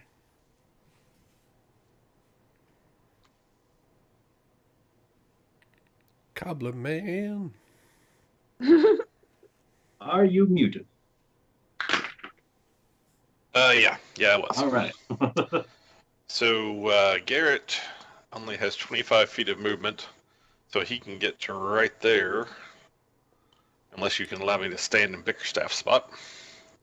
If you want to get like a shot off in Bickerstaff's spot, I'll allow it, but then you effectively can't end there. Okay. So having seen these two like muttering and throwing stuff in that general direction, I'm going to come around the corner with my hand crossbow pointed in that direction, trying to pick up on something. And I see just barely that figure in the back of the room. So I am going to fire off my crossbow. All right. The 16 is going to hit as your bolt slams into her side, dealing some damage to her as it sticks into her leg. She lets out a scream of pain. Oh, And Shot. seeing the girl hanging upside down, I'm gonna ask, what in the hell's going on in here? Don't shoot her. Don't shoot her. She's a prisoner. Zephyr. All right. What Zephyr's going to do is she's going to kind of embrace her lizard kin, and she's going to try to slither in front of Bicker. So that's going to be 7.5, 10, 15. So that gives me to there with standing up. And she slithers in, and she sees the bandana lady that she didn't see before, and seeing her menacingly, she's going to spark her nails together again and chuck a produce flame at her. All right. And miss terribly. As you launch the spell across the way, she's quick to spot it coming, and with a flick of her wand, looks to arc your own spell upwards into the roof before it quickly just fizzles out. That's my turn. As she grips tightly to the bolt before pulling it out, and just like a spurt of blood just goes with it as she screams out in pain, just tosses it aside, raising her wand upwards and surveying the entirety of her situation here. And Bolts are fairly small. They are fairly small. What are you, a halfling or a gnome? Yeah, it's a hand crossbow. So it's miniature. Toothpicks. Before she points her wand forward towards the opening, and with a flick of her wrist, can I get a dexterity save from Zephyr and Bickerstaff? Yeah. As a globule of acid formulates betwixt the two of you and bursts. Zephyr manages to dodge out of the way of the splash of acid. However, Bickerstaff, you are feeling the burning, singeing, searing pain as you take 6 points of acid damage as it bursts within this space. And with that, she steps back a little bit. Ranrith. Actually, she's stepping back that direction. Ranrith. So, Ranrith can move to about here, if she can move through Bickerstaff's spot. Yeah. And do I lose any movement from crawling? Only from the entryway. So it's effectively 10 feet of movement to go through that door. So yeah, you're only going to be able to get behind Garrett, it looks like, unless you dash. I can't. I don't have that. No, you can use your action to double move. You could use your action to dash, you'd get into the room, and you'd still have your bonus. I can't do anything with my bonus now. You can inspire people, can't you? Yeah, but it's not all that useful if I'm exposing myself to an attack. So I'll just wait here. I'll wait here and hold my attack when I get in the room. All right. So across the way, Zephyr, Bickerstaff, and Phelan all watch as Talora Grace is still kind of grimacing, holding her wound as she raises the wand up again and starts to chant out a second incantation as the tip of the wand starts to glow ever so slightly before the surface of the water breaks open and from beneath a massive figure leaps out, its mouth opening up wide, revealing a series of razor-sharp, jagged teeth within. Oh, no. Coating the backside of this creature are a number of spears worked into its tough hide as it effectively opens up and in one swift motion snaps its jaws shut upon Talora's form, leaving this creature half out of the water up on this walkway, half within as its tail flops around underneath it, but very tightly gripping hold of Talora's form as she takes damage. Oh my god. Oh, I'm glad I got out of the water. To very audibly howl out with a just ear-piercing scream as this happens. Bryn. So that is Bandana Lady, right? Not the little girl? That looks to be Bandana Lady, yes. Little girl is still tied up and is now visibly struggling in place as she is Oh, tied baby. up and dangling. Can't imagine why. Bryn, Oh God, Bryn is going to stay put right now. He's not getting close to that thing. Phelan. I think it's terrifying. can Phelan is assist going anyone, to by still the target way. Bandana Girl.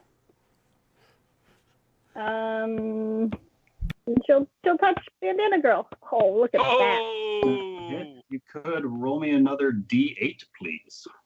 98.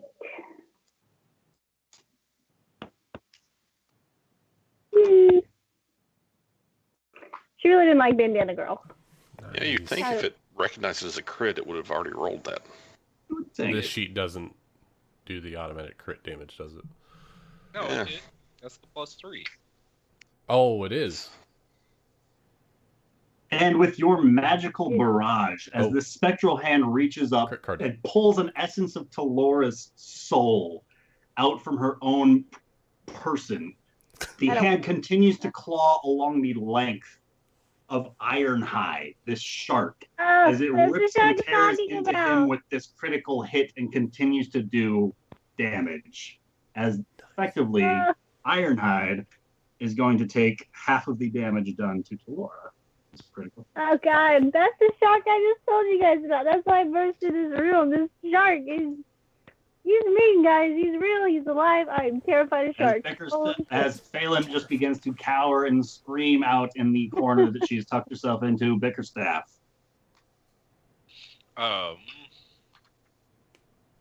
What is holding Brianna? Or like, is it just A she's series of just shackles up at the top, and she herself is bound up with a rope. Is there like a winch or something, or like what's she tied to on the ceiling? It looks like the manacles are like hammered into the ceiling above. Oh, okay. So the chains of the manacles are.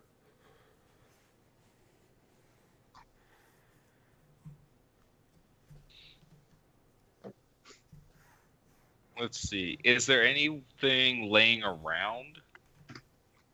Up in this corner, there are a plethora of objects, and then there's a closed door over on this end. Okay. But there is nothing adorning the walkway on either side of the pool. And does Bandana Lady still look to be conscious? She is, judging by these Kicking. screams, she is still conscious but looking rough. Okay. Bickerstaff is going to run across the way and say, "Don't worry, Brianna, we'll get you down from there." And he's going to mind thrust the Bandana Lady. All right. She doesn't see it coming. That is going to be a total of 7 on her save, but she takes 8 points of psychic damage as her screams stop ever so briefly as her eyes just roll into the back of her head. Lets loose a silent scream of agony. Garrett. So, as Bickerstaff makes way, Garrett is going to come into the room and see this freaking gigantic shark thing, and yeah, he's going to shoot that. He is not a fan of sharks, particularly ones that are trying to eat him. So, quickly reloading his hand crossbow, because that's about the best thing he's got. Just the sight of this creature is really throwing you off your game right now. You came here expecting to fight Corbin Reed and his cronies. This is something you weren't expecting. But And so it is not the creepy, like, half squid, half lobster thing that he was terrified was about to come out of the water. it is So he's not slightly happier for that. Zephyr. All right. Zephyr is going to take note mentally about this shark for future purposes, hopefully. Now, you said that these Are you saying you want to spend some time with this shark? Oh, yeah. Maybe. You said these pylons, those go water to They go ceiling? up to the floor. the roof effectively of this room, the floor of the room above. All right. And what is her level to? She's level 1. She's a commoner. No. Her She's elevation to the pier or the room. She is roughly about level with the walkway, and 4 feet below her is the surface of the water. Okay.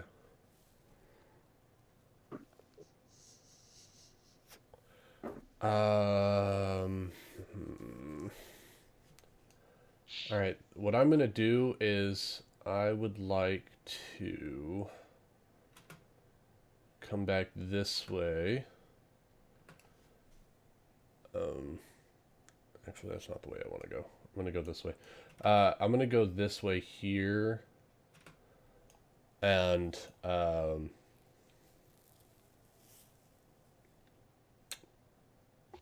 just gonna slash into the shark with my talons. All right. Claws. Or not. God damn, that's 2 natural ones in a row.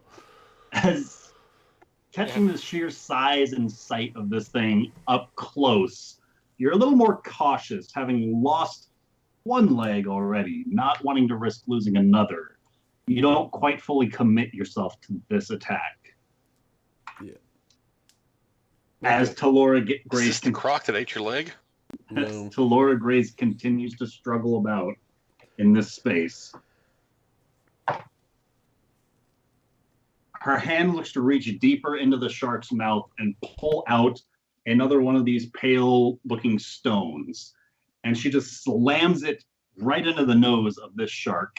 And I need Bickerstaff and Zephyr to each roll me a Constitution save, please.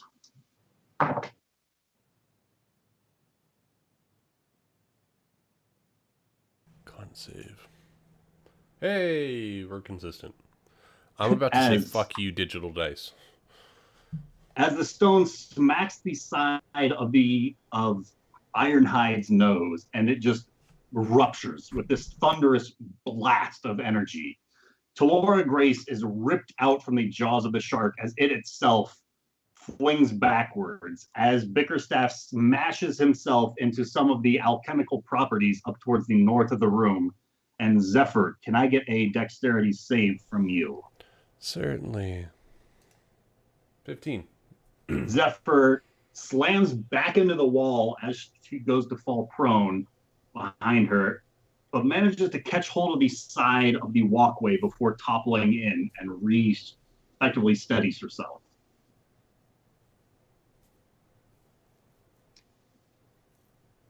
And Talora Grace looks back over her shoulder, clearly beat up at this point, as she pops the cork off of another vial and downs it. Ranrith. Okay. Ranrith scooching to the room, seeing head to about here. She's gonna say, "Holy shit." And then she'll fire her light crossbow at the shark. All right. Did I get the wrong thing? That's the light crossbow. That's the right thing. Thought I hit dagger at first. But okay. So your bolt flies across the room and is the first to stick into the side of this shark. As it flails about on its side. Anything else you would like to do? That's it. All right. Ironhide is going to flail a little bit here in its space. I think it's 2 standard actions to flail. Just about, but it does manage to splash back into the water's surface below it. Oh, no. And as it does, the water is noticeably off-put a bit as it splashes up against the sides of the walkway as the shark vanishes from sight. Rin. Oh, jeez. Oh, jeez. Oh, God. I don't. Yeah. Okay. Brandon's You gonna know go there's not actually a fly. shark in the room with you, right? There was. It's gone now, but there was. She didn't tell you Brandon's about gonna her go new fly aquarium? by Brianna and kind of like, I don't know, guard her. Like if something tries to attack her or something, he's gonna sacrifice himself type scenario.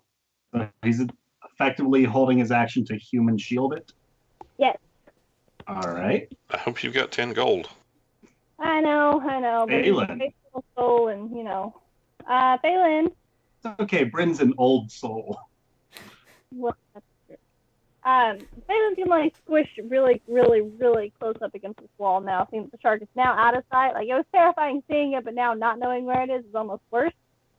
And then seeing her still alive, she's going to still touch her once again from a distance. All right. What the hell?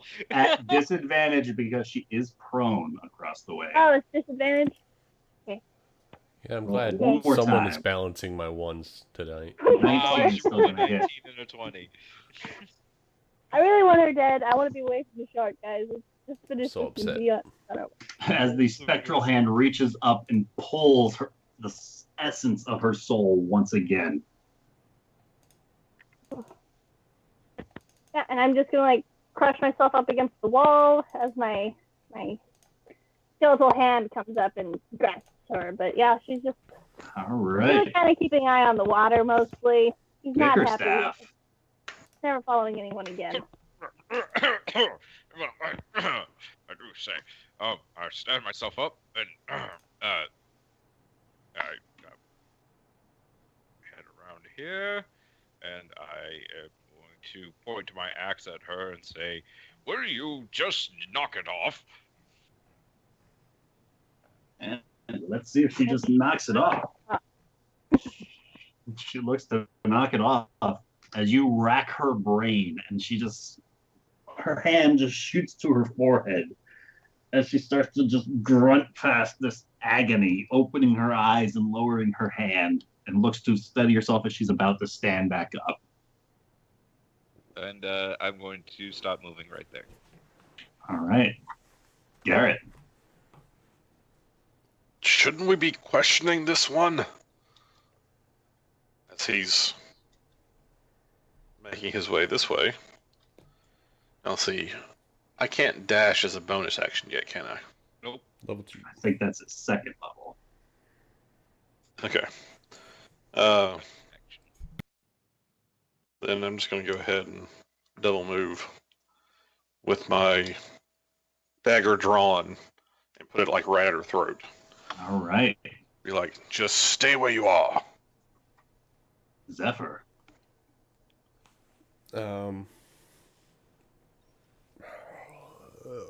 Zephyr's gonna stand up for 15 feet. Move over to here. And ready to intercept shark if it tries to jump up and eat the child. All right. So the woman with the bandana, is going to stand herself up, provoking an attack of opportunity from Garrett if he would like to take it. Oh, by I the way, would. that's a new rule, Ben. So I have a question. Yeah. So the point of using half of your movement to stand up is already the penalty for being prone. So now you're inflicting 2 penalties for standing up? I was also kind of going off of the experience of the last campaign where it seemed that the whole point of knocking someone prone was basically counteracted with them just standing up and remaining in place. As But you most get of the time when advantage people against get them knocked when they're prone. off, they remain where they are. Yeah, unless their turn was next after you proned them. Eh. I just feel like it's going to really go both ways with hurting us. Anyways, sorry. We'll find out.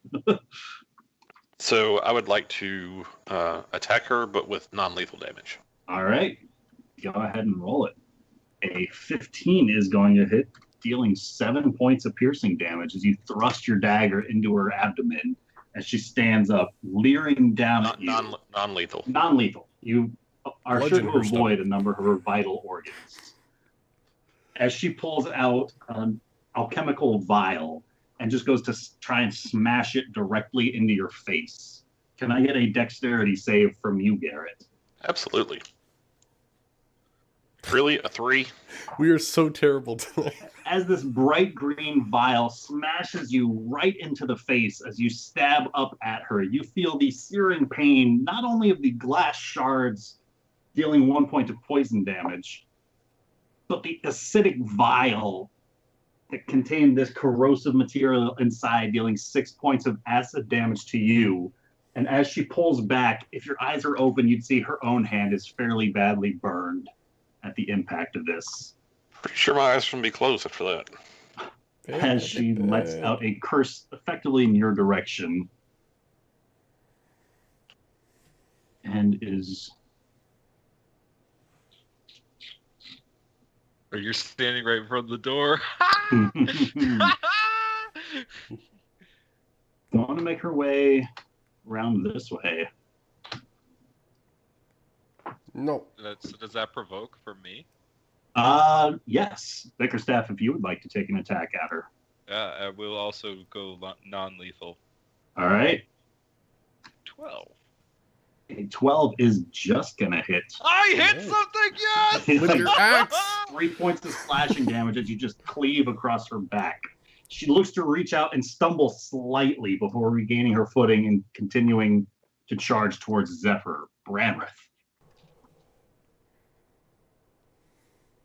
Okay. Branrith is going to... Let's see. Hold on. One sec. I'm going to make sure something... Okay, cool. I'm just going to throw a dagger and try and, like, hit her in a leg or foot or something. All right. So this is going to be a disadvantage because she's out of that first range increment. Oh, okay. Should I reroll? Yeah. Okay. Dude. Oh, that was a crit too. No, that's twice now. Oh no. That's a dagger.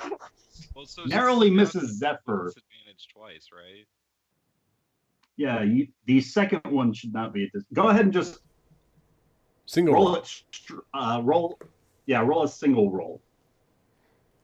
A single roll of throwing my dagger? Without Was your first roll. without And then you rolled any the second disadvantage or disadvantage, advantage. so you We'll don't want take- to do that because you're rolling too many disadvantages. Okay. Just attack again. Okay. 21! All right. And you should put another dagger Narrowly in your ammo. misses Zephyr, and as she is going to flick her own in order to throw your dagger off course, Zephyr takes this opportunity to knock her wand ever so slightly aside. The dagger instead sinks right into the side of her shoulder, dealing 4 points of piercing damage to her as she lets out another curse. Damn it!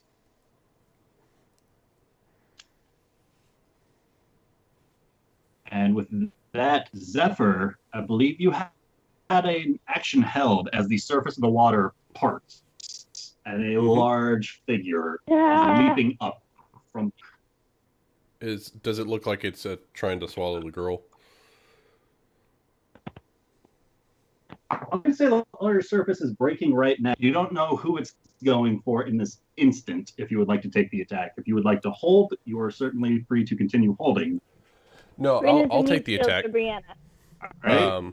But what I would like to try to do is whip my tail around and try to basically shove the shark just enough to where it can't bite the girl.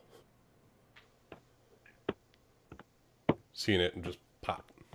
Roll me an athletics check at disadvantage. Punch it in the nose. Either way, it's going to suck, so. You thunder waved it in the nose. It still came back.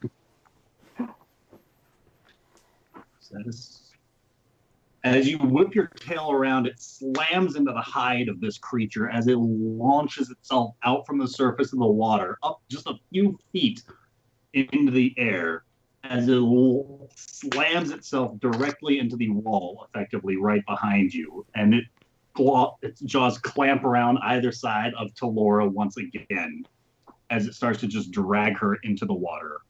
Man, this thing really doesn't like it. We Was need she her. summoning No! that thing? Bryn.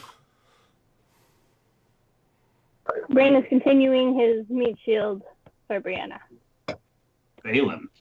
And Phelan, so the shark went back into the water with her in his mouth? Shark is currently Sliding. poking out of the water and Okay. has her in its mouth. I'm still... Okay, well, I feel like he's the bigger target, so she's going to target the shark this time. All right. See, she should have gone with hitting her because she doesn't really care about the shark to die. In this split second where you're refocusing Bryn's attention and trying to cast this spell, you are unable to find purchase through to the proper, not through the shark, and are unable to find purchase with your spectral palm. Hands don't like coming out of water very much. I can understand that. Yeah, so Your staff. she's going to continue cowering in this corner. Bigger.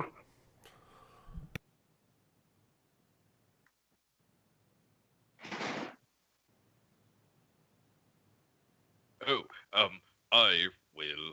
Ugh, crap.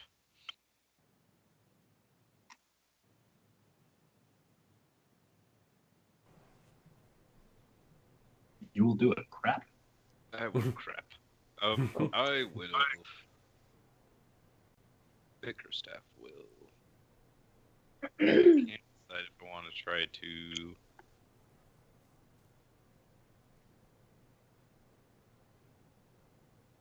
Can I try to grab her and pull her away from the shark? You can certainly try. It'll be basically an opposed athletics check with the shark. Okay, so I'm going to use my bonus action to switch my psionic focus. Change my AC really quick. And he Okay, hulks out. and then I'm going to attempt to wrench her away from the shark. And I don't really care if it hurts her. Rend her, Bickerstaff. Rend her. Is a 19 to beat. 22. 22. As you grab hold of her person, and the top half of her separates from the bottom as the shark sinks down and effectively just rips her free. And for the briefest of moments, the light is effectively fading in her eyes at this point in time as she's just gasping up. Oh dear, I did. Does she still have her belt pouch attached to the upper half? I'm gonna say no. Ah, damn. Belt pouch is attached to the belt, which is the lower half of this. But Bickerstaff, you got the top half of her. Garrett. Garrett is gonna look at that really disgusting scene. And, yeah. Wow, look at the blood spurting. Oh yeah. You know what's really fun? Like, navigate away from the window for just like a few, like 10 seconds, and then navigate back, and it'll be like, Anyway. More accurately represent the door. So, yeah, he's going to shoot this shark just because he can't have anything else to do. It's just kind of a reaction. All right. You launch another bolt forward, and it sticks into the hide of the shark, but it doesn't seem to take notice of it. That he's just trying to, like, brush the crap out of his face. All right. Zephyr.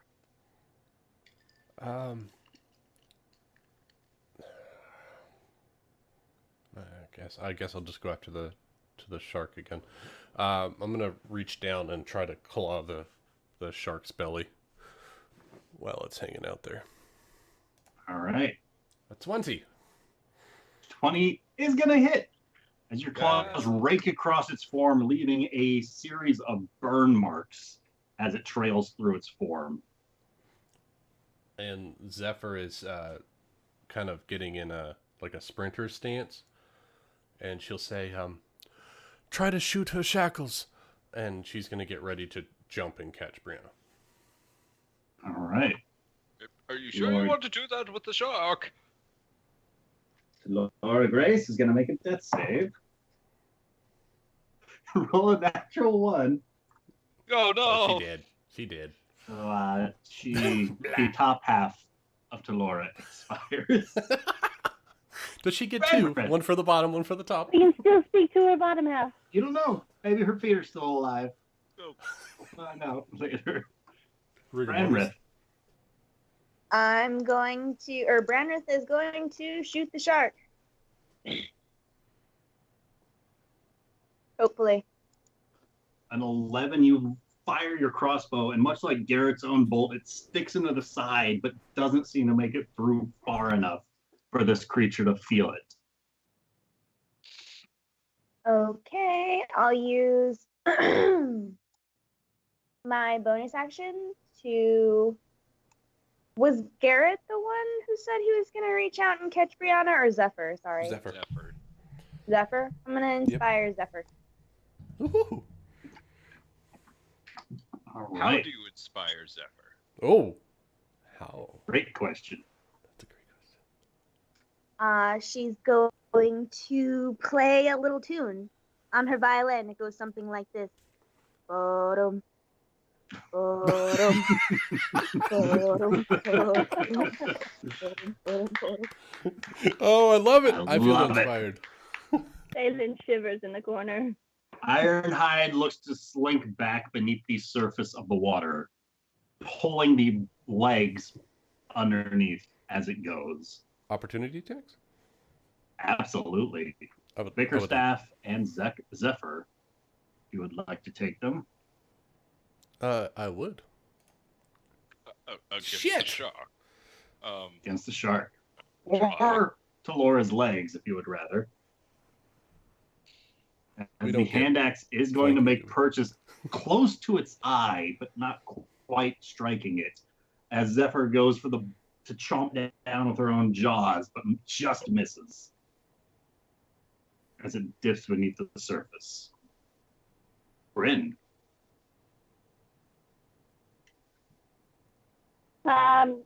Still playing body shield for Brianna. I mean, obviously, Bryn's not going to get in the way of Zephyr, but if the shark comes back, he's going to sacrifice himself.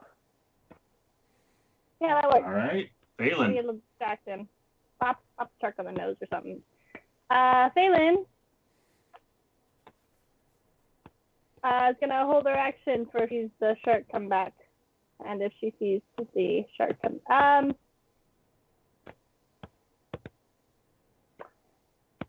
Actually, she's gonna cast Mage Hand. I know Mage Hand can't really hold much weight, but she's gonna try to assist Zephyr with her Mage Hand, like, you know, taking at least pounds off the weight when he goes. So she's gonna hold her turn for Zephyr to make his move to try and assist any way Mage Hand is able to, like hold her shirt up or something like that, you know, like try and grab a piece of her to help Zephyr get across. Attempting to assist Zephyr? Yeah, assisting Zephyr. Because Zephyr's currently out of the range of your mage hand. Yeah, she's fine. Well, so do you abandon your corner? Well, I know. There's another corner. It isn't so much like assisting Zephyr, but it's like holding on to Brianna to make it easier for Zephyr. So it is kind of assisting, but it's more like only holding Brianna, because I assume he's going to go that way. But yeah, no, she's not getting out of the corner. Okay. So, like, just holding on to Brianna in case, like, you know, the shackles break, at least maybe she can give her an easy fall. You can certainly try. I'm going to try.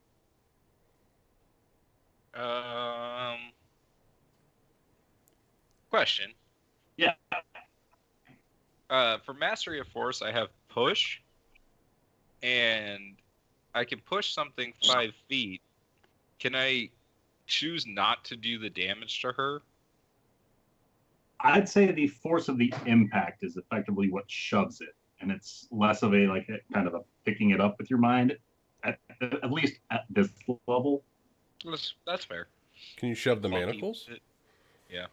Instead of her? Try to break the floor?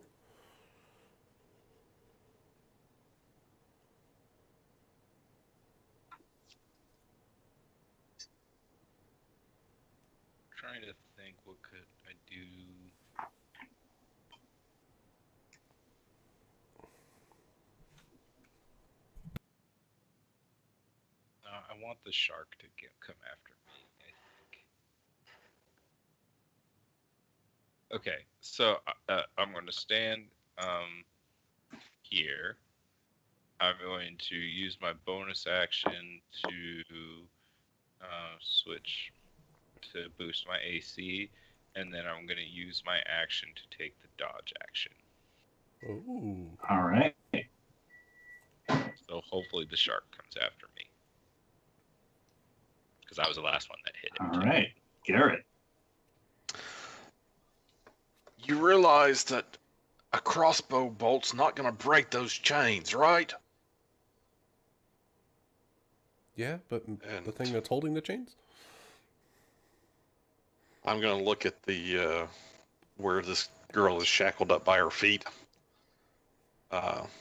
Is there any way I could, like, try to jump up there, climb up there, or, like, pick a lock or something? If you want to try to attempt to climb up Brianna, otherwise there's nothing really attached to the ceiling above or the walls to make it easier to make your way over there. So can you, like, jump from, like, here to here? Climb the pillar. You can certainly try. Well, those pillars, they go all the way to the All the way to the top. ceiling, but there's, right? So there's not like any kind of handles or grip Right. holds adorning them. Okay, in that case, I'm just going to ready my crossbow, and if the shark shows back up, shoot it. All right. Zephyr. All right. Zephyr is going to start climbing this pylon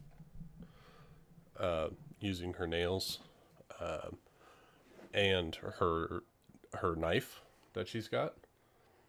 All right. And so she's going to try to climb and stab in and then wrap her tail around to try to get good traction to reach the top of her feet. All right. And then go ahead and roll me an athletics check. Yep. 19? Nice roll. As you manage to accomplish this and making use of your tail to wrap around and affirm your grapple about this pole, you reach up towards the manacles that bind her legs. Okay. I want to try to wrench them down and swing her to bicker. Roll me effectively an athletics check, but before you do, Yep. Amanda, roll me a d20 minus 4. See if that mage hand can assist in this task at all. I also have an inspiration. Yeah, I'm gonna roll a d20, but there's not a minus for it, so I'm just gonna. Okay, roll a so we'll D20. do our own minus 4. So an 11. So Zephyr, you reach up as a spectral hand appears on the opposite side and starts to tug and pull at the chains holding her in place. Go ahead and roll me that athletics check. All right, and I'm also going to use my shit. Doesn't he balls. have advantage? Because Also going to use your Inspiration. inspiration. Wait, So you doesn't- reach up. doesn't he have advantage because of the assisting mage hand? I don't know. As you reach up, go ahead and give me one more athletics roll, adding 6 to it. Ha! 10. As you reach up and start to tug at the shackles, you feel your peg leg slip. And in the process, you slide down about a half of a foot, but it's just enough that your right leg starts to dip into the surface of the water underneath you. And that kind of throws you off a little bit, as that is the last place you want to be, is in that water right now. And so you release the manacles and struggle to climb yourself back up the post right now. Unfortunately, Brianna remains bound in place. Ranrith. Okay, so Branrith, can't do much to help at this point.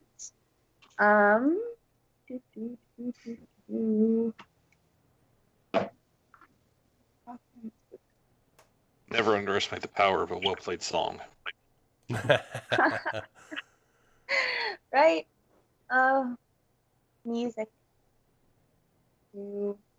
All right. Well, I'll ready my action for in case the shark reappears, and let's see. I'll inspire Zephyr one more time to see if we can't get her down Alright. or use it for something. All right. So I have the a song question. Do continues. I only get 3 uses of bardic inspiration per rest or per long rest? Long Yeah. rest You do. until I level believe 2. it's at second level. It might be a Second higher level, you level, get but short rest. eventually you're able to get effectively 3 uses every short rest.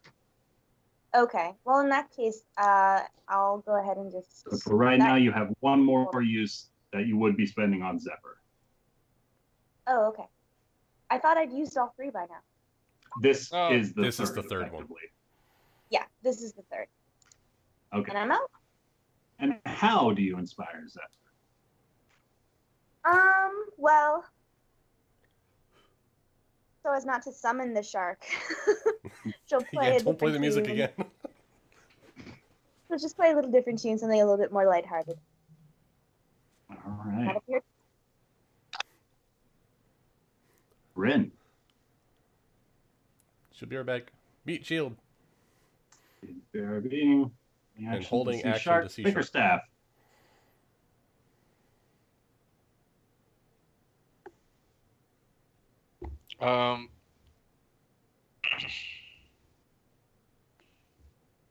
Since there's no shark, I'm gonna look behind me and see if there's anything there that could help with this situation.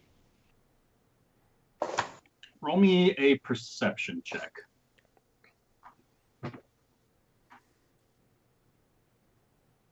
10. Dece. On the table behind you, you can see from what remains of the shattered alchemical components on the tables, several vials of a almost gaseous forest green substance, a large sack with what looks to be a golden F stitched into it, a small black, almost cigar box sized box, and a number of very almost neon colored fluids bubbling and boiling in some of the remaining glassware. One of them is a vibrant pink, another is a bright yellow, another a neon green, and the fourth did I say neon yellow? Maybe. There's Some a neon pink, colors. a yellow, a green, and a blue. All very, very bright, like neon colored. And those are bubbling and boiling across in some of the beakers. Does the vial of green stuff look like the one that she smashed? It looks more like something that you inhaled after it was thrown upon you and your party that stopped the effects of the spider bite. Ah. All right.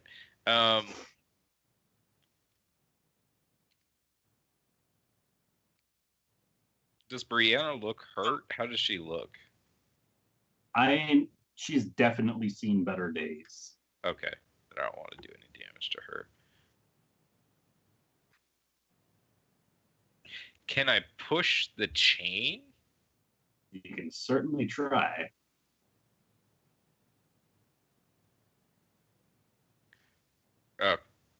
Zephyr, get ready to catch her.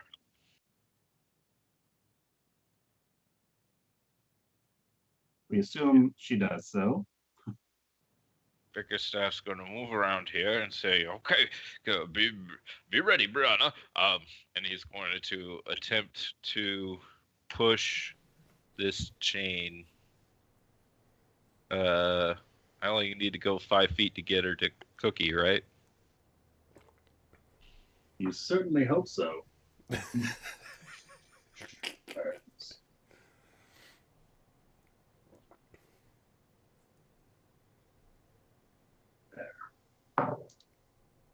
As you lightly push against the chains that are holding her restraints, the nails in the ceiling ever so slightly start to visibly pry out from what they're holding, but but she remains effectively in place. As effectively these 6 seconds go by and you start to loosen her holding, her restraint. So the chain made it save? Effectively, yes. So I wasn't able to push it. Slightly. As in, it could be successful, but this time it was not. Okay, I'm back. Sorry about that. Well, that's the end of my turn. Garrett. Can you guys not just get her down already? And how do you propose we do that? I don't know. But I'm going to check this door behind me. Not being helpful. Garrett, Humble opening fuckery. the door behind you, you can see what's supposed to be the makings of a small office/bedroom. Judging by the cot tucked away into the corner, the large scrape marks across the floor that lead almost right up to where that large metallic footlocker that Talora was tampering with earlier.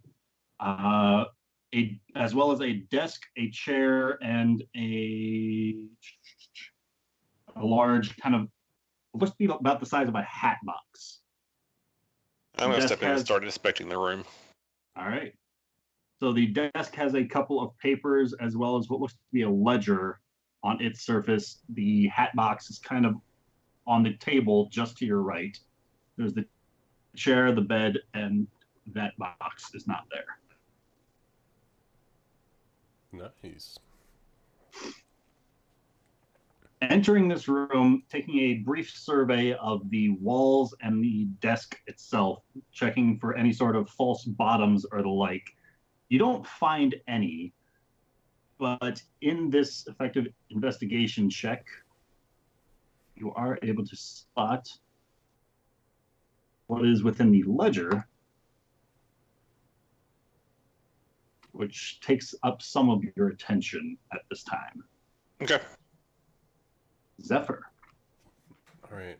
So, seeing that the nails are starting to creak out, she's going to take her free hand. She's going to try to wrap it between the girl's legs and then use her acid claws to try to cut through the nails and then have the chain roll down her arm.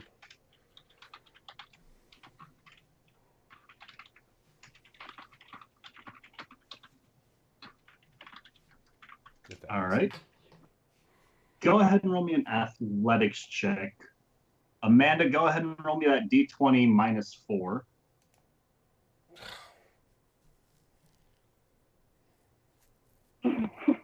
This time the hand grips hold of the chain and pulls and tugs as you reach up. And unfortunately, that slight budge, the small impact that Bickerstaff had upon the nails in the ceiling, didn't quite seem to be enough. Oh, so I can't attack the nails? Effectively not without risk of hitting her from your position. Okay.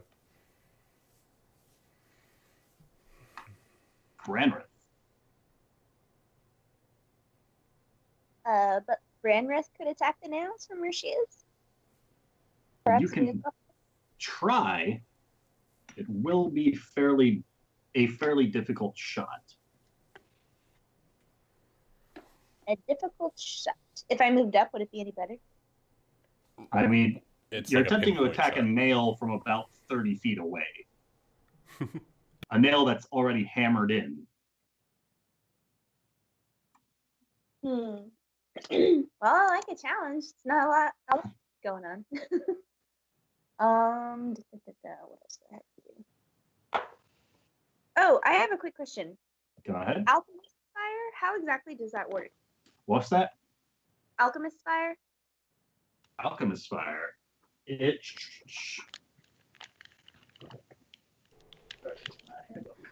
You throw it, it does fire. Do you have a player's handbook?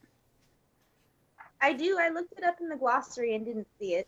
So it's on page 148. It's effectively kind of like a grenade sort of a thing where it can be thrown and then it explodes on your target.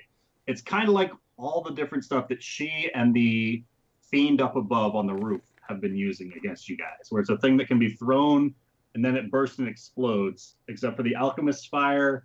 It ignites the target if it hits them, and they keep burning until they douse the fire. So if I threw it at whatever is binding this girl, I could hit her with it? You could certainly hit her with it. You might burn down the hatchery. You might burn down the whole fishery, and you might ignite the girl that is bound up as well. I'm not And the rest of liking the section of town. I'm not liking these outcomes. All right, I'll hang on to that for a little while longer. But yeah, sure. I'll fire at the nail. Let's see what happens. All right, take your shot. 22. As despite what the other individual with the ranged crossbow pointed out, before stepping into the next room, you kind of take this challenge and step up to it and focus, taking the opportunity to hold your breath as Bickerstaff pushes, and you can just slightly see the top of the nail bed as Zephyr reaches up and attempts to just claw with her own nails, doing her best to pry up as the spectral hand reaches and just tugs helplessly at these chains. As the spectral hand slips, you fire your bolt, and it just clips the tip of the nail, which seems to be just enough that her own weight snaps the remaining portion of the nail, in addition to everything else that is going on, and Brianna falls. Zephyr, you can attempt an athletics check to catch her. As you are quick to grab hold of her legs, as the top of her head effectively dunks beneath the surface of the water and pull her back up to your side. I'll try to. Just as a large fin starts to disturb the surface of the water and circles immediately underneath where her head had just bobbed. Oh, God. That was terrifying. About to be shit food. Fish food. And Zephyr, you feel the solid wooden beam that you are holding onto shift and move as the entirety of this fishery shifts and moves with it as a heavy impact is made beneath the surface of the water. And it splinters ever so lightly into a few large cracks from bottom to top. God. Bryn. Well, seeing that Brianna is safe-ish, he's still gonna hover around her. Actually, he's gonna try something pretty mischievous here. I'm gonna have him fly across the room, and he's gonna come here and like dip his tail in the water.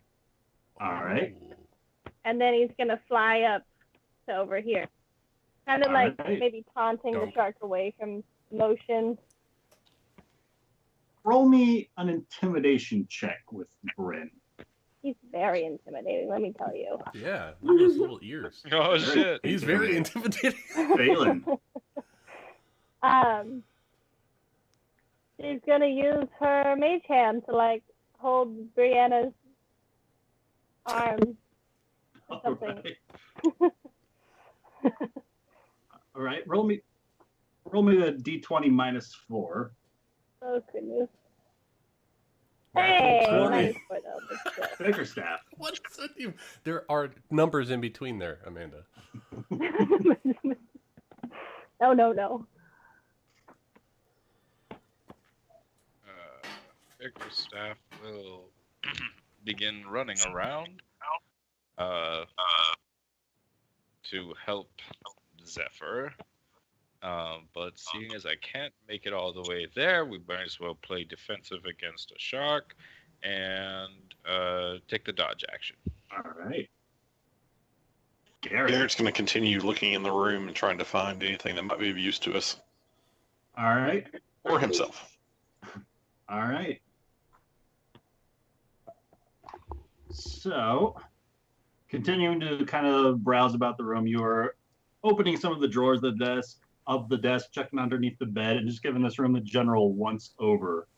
I mean, I only have 6 seconds, so. Yeah, it's a very quick scramble, effectively. And effectively, that's what you find next. Zephyr. All right. Zephyr is going to try to start wiggling down. I'm going to have the chain. I'm going to try to put it down on my shoulder to get it on my core, keeping her close, and I'm going to try to, swing off onto the landing there. All and right. then move up past Bicker.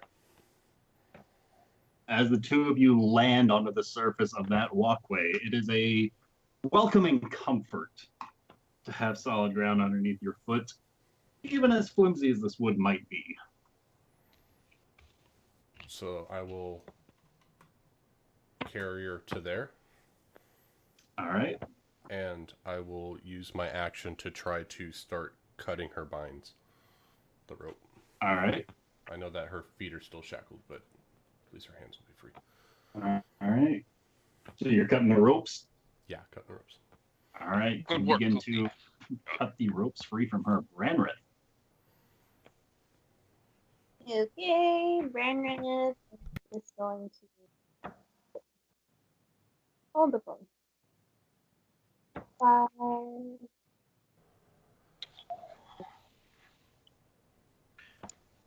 Cool. So she's just gonna join everybody else. Be careful of the shark, Branrith. Keep an eye out.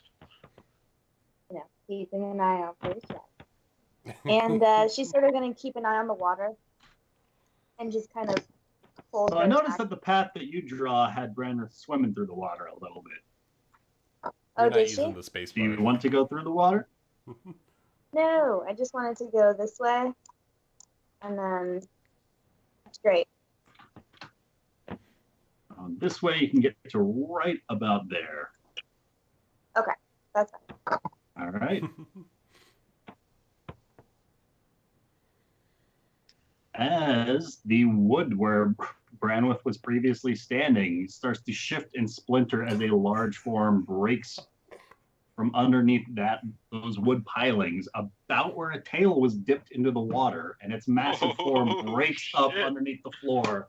Massive jaws just clamping shut again and Oh, again God. before No, it smashes back down Good beneath work. the surface It of the worked, water. Bryn. It worked, Bryn. How do we You did get out of good. here? You did Didn't I good. have an attack held in case anything broke the surface of the water? Can't I have shot at it? If that's what you were doing with your held action this turn, then yes. Yes. Fire away.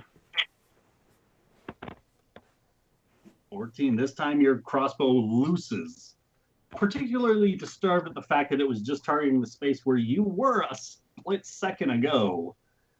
You're a little relieved to find that your crossbow bolt made it inside of the mouth, and it looked to kind of recoil a bit at the impact, feeling it that time.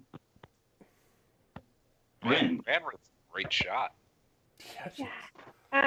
Bryn is gonna fly a little bit higher and kind of just hover up to the ceiling area.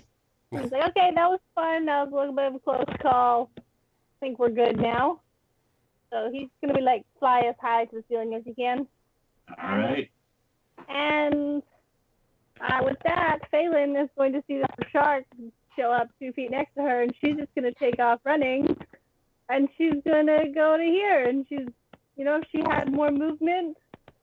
You know what? No, she's gonna double move, and she's gonna knock Garrett out of the way and get into this room. She's not like the situation even a little bit. Excuse me, make way. I'm coming through. Phelan, in your rush into the room, you spot a peculiar box Garrett's holding in his hands as he's kind of frozen in place for the briefest of moments, and you manage to catch a glimpse of what's inside. Bickerstaff. I will Bickerstaff will come around this side of Zephyr and he'll say, "Good day, Brianna.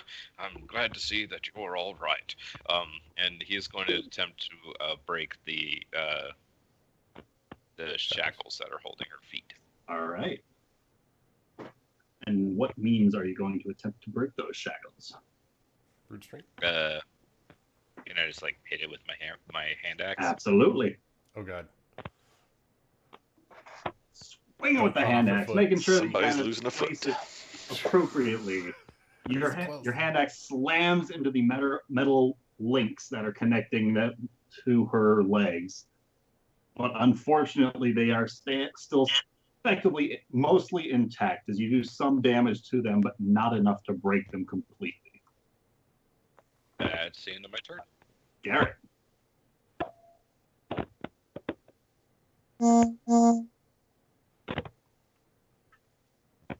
Garrett is. So, did he know this Leanna person, or were we told This about was the her? woman who contacted you, Okay. who you met at the Phoenix Feather Inn. I'm gonna give the box to Phelan and keep looking. All right. See if there's anything else. I almost tumble you in the way, and you're like, here, take this box. I'm like, oh, that's cool. Or not.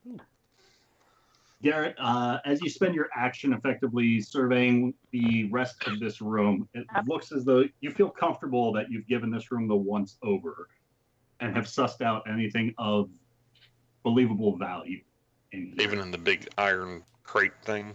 That big iron crate was what was dragged out by Talora. That's what she was working on when Phelan kicked open the door. Oh, so it's outside. Outside, yeah. Okay, I want to go look at it. Okay. So with that, you find the footlocker to be locked. And so I assume since I'm having to like step out here and go look at the footlocker, that I'm also going to notice they've gotten the girl down. Looks like. Oh, good. Yeah, just keep that damn axe away from there. And I'll walk over and start, like using my thieves' tools to undo her restraints. All right.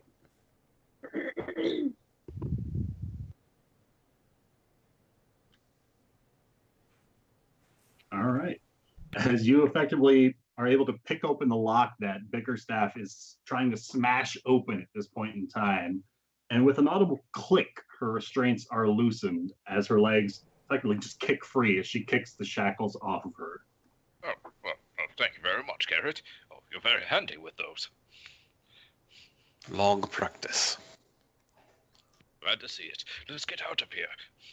As Zephyr is able to finish tearing the ropes free from her person, as her small arms go to her gag and just pulls it off, and her eyes shoot up towards Bickerstaff.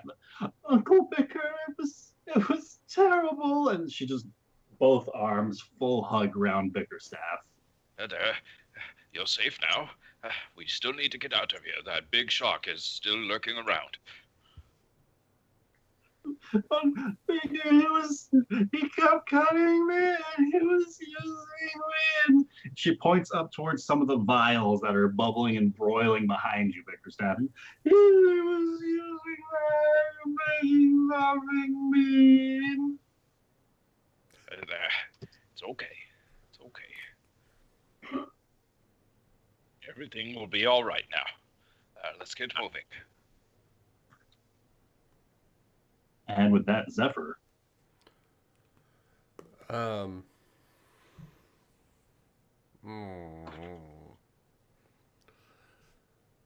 Zephyr is gonna start moving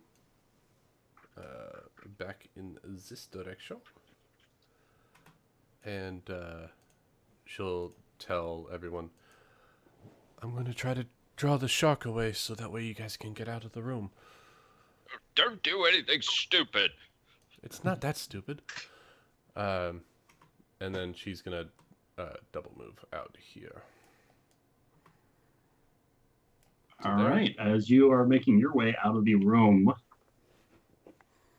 towards the under pier, Ranrith. Oh. So he's luring her that way. Or she's luring her that way. This isn't an exit, right? Just another room. It looks to be another room. As Garrett went up there and then came back, and then Phelan ran in there. Okay. Well, it looks like the only way out is through this door.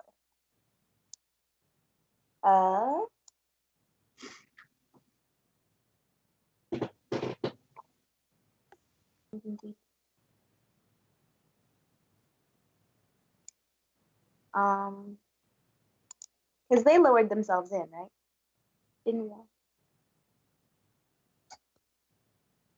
Yeah. Okay. Well, I'll go back out this way. And just sort of hang there and wait for everybody to pick up. All right.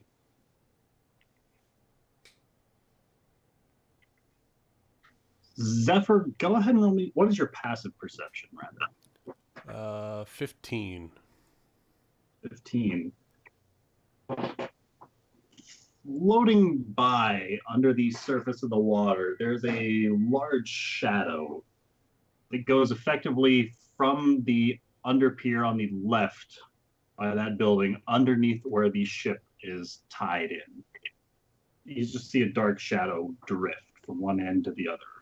Oh, from the left to the right. To the right, okay. Rin. Rin is still hanging out up towards the ceiling. All right. Waiting for whatever Phelan feels like he needs to do. Just kind of keeping an eye out on stuff. She's gonna look at this box that Gary gave her a little more intensely. If I could do like investigation check, see like how old it is, maybe. Maybe a medicine check. Medicine, that would work. What? What's in that box? What's in the box? What's in the box? Oh God, not again. Like the last campaign all over again. What's in the box? Don't worry about it.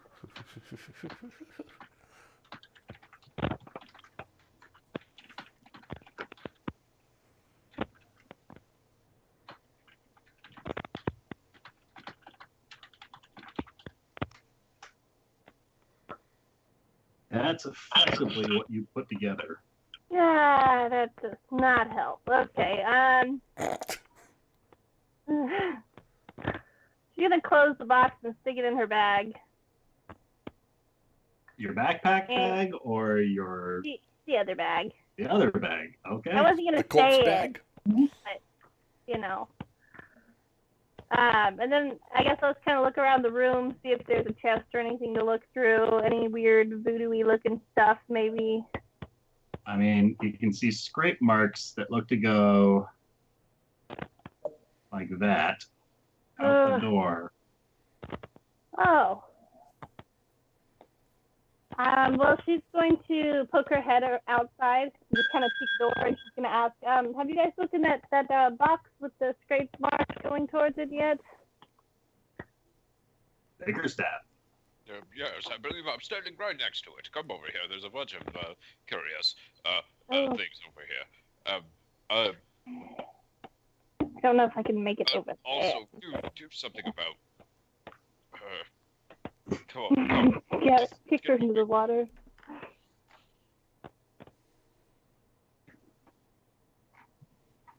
Bickerstaff and Brianna are in following Brianna. And she just follows right behind you. Probably in front. I'll put her. If you're pushing her in front, she will go in front of you. Yes. Yeah. You'll say, follow Branrith here. She's very kind and trustworthy. And she's a great shot. And a wonderful musician. Garrett.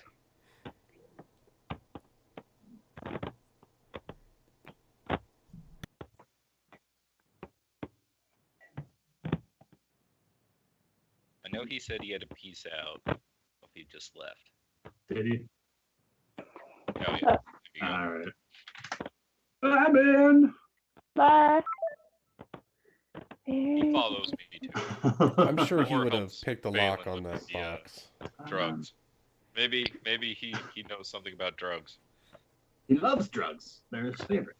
Hey, I didn't want to put words in his mouth. So let's see. We're gonna say he's gonna go for the footlocker. Probably makes sense. And all right. And he throws open the lid of this footlocker and just hesitates for the briefest moments, or his eyes shoot back towards the surface of the water, and he just starts basically looting, throwing everything he can into his own backpack. And then going to attempt to follow Zephyr. All right.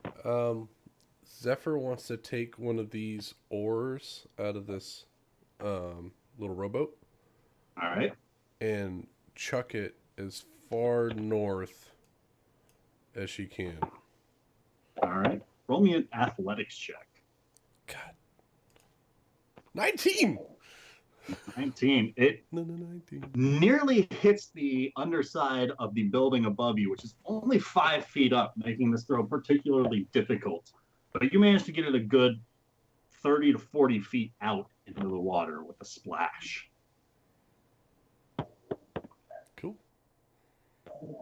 And Randall. she will move over a little bit, just so people can get out, and then she's going to be ready to converse with Bickerstaff when he gets out. All right.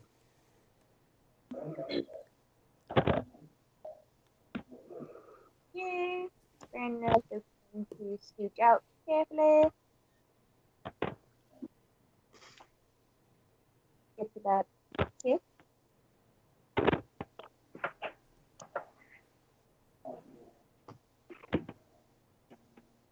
And let her eye open with her dagger ready to attack. All right. No, Right back.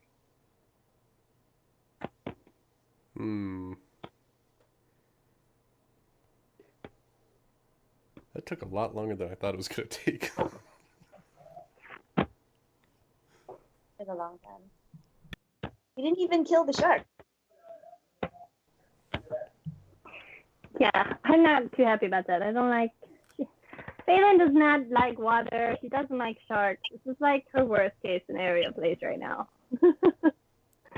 I have nothing that I can really do against sharks. I mean, really, who has something that they can use against sharks? Let's be honest here. Well, I mean, I got like claws. I don't have anything ranged, really. I got this I little. don't think sharks are particularly intelligent, so they probably would fail their saving throws. You would That's think. true. Ryan is hope rolling so, but I don't really know. well Sharks can be pretty on those intelligent. saves. Hey, everything seems to be resisting that right now. It'll get better. I'm not. Vandrith, you make your way out and into the underpier. And effectively, at this point in time, is there anything other than retreating? You guys would like to- I would like to look at that box just because I don't. They said that I was over there, but I don't know if they ever actually looked at it. So I'm That was curious. the box that Garrett just threw open and Oh, he just. Mass quickly looting. looted. Balin, there is a vial of something that I think you might want to look at. Not the neon stuff, the other smoky vial. Yeah, I'll go over there and check it out. But I'm gonna lean against the wall the whole time. I don't want anywhere near that water. I'm freaked out, really. Right. So. Yeah, she'll make her way over there and just kind of investigate that little area. But then after looking at it, she'll retreat along the wall. Effectively, on the tables there in the back, that's what you can see.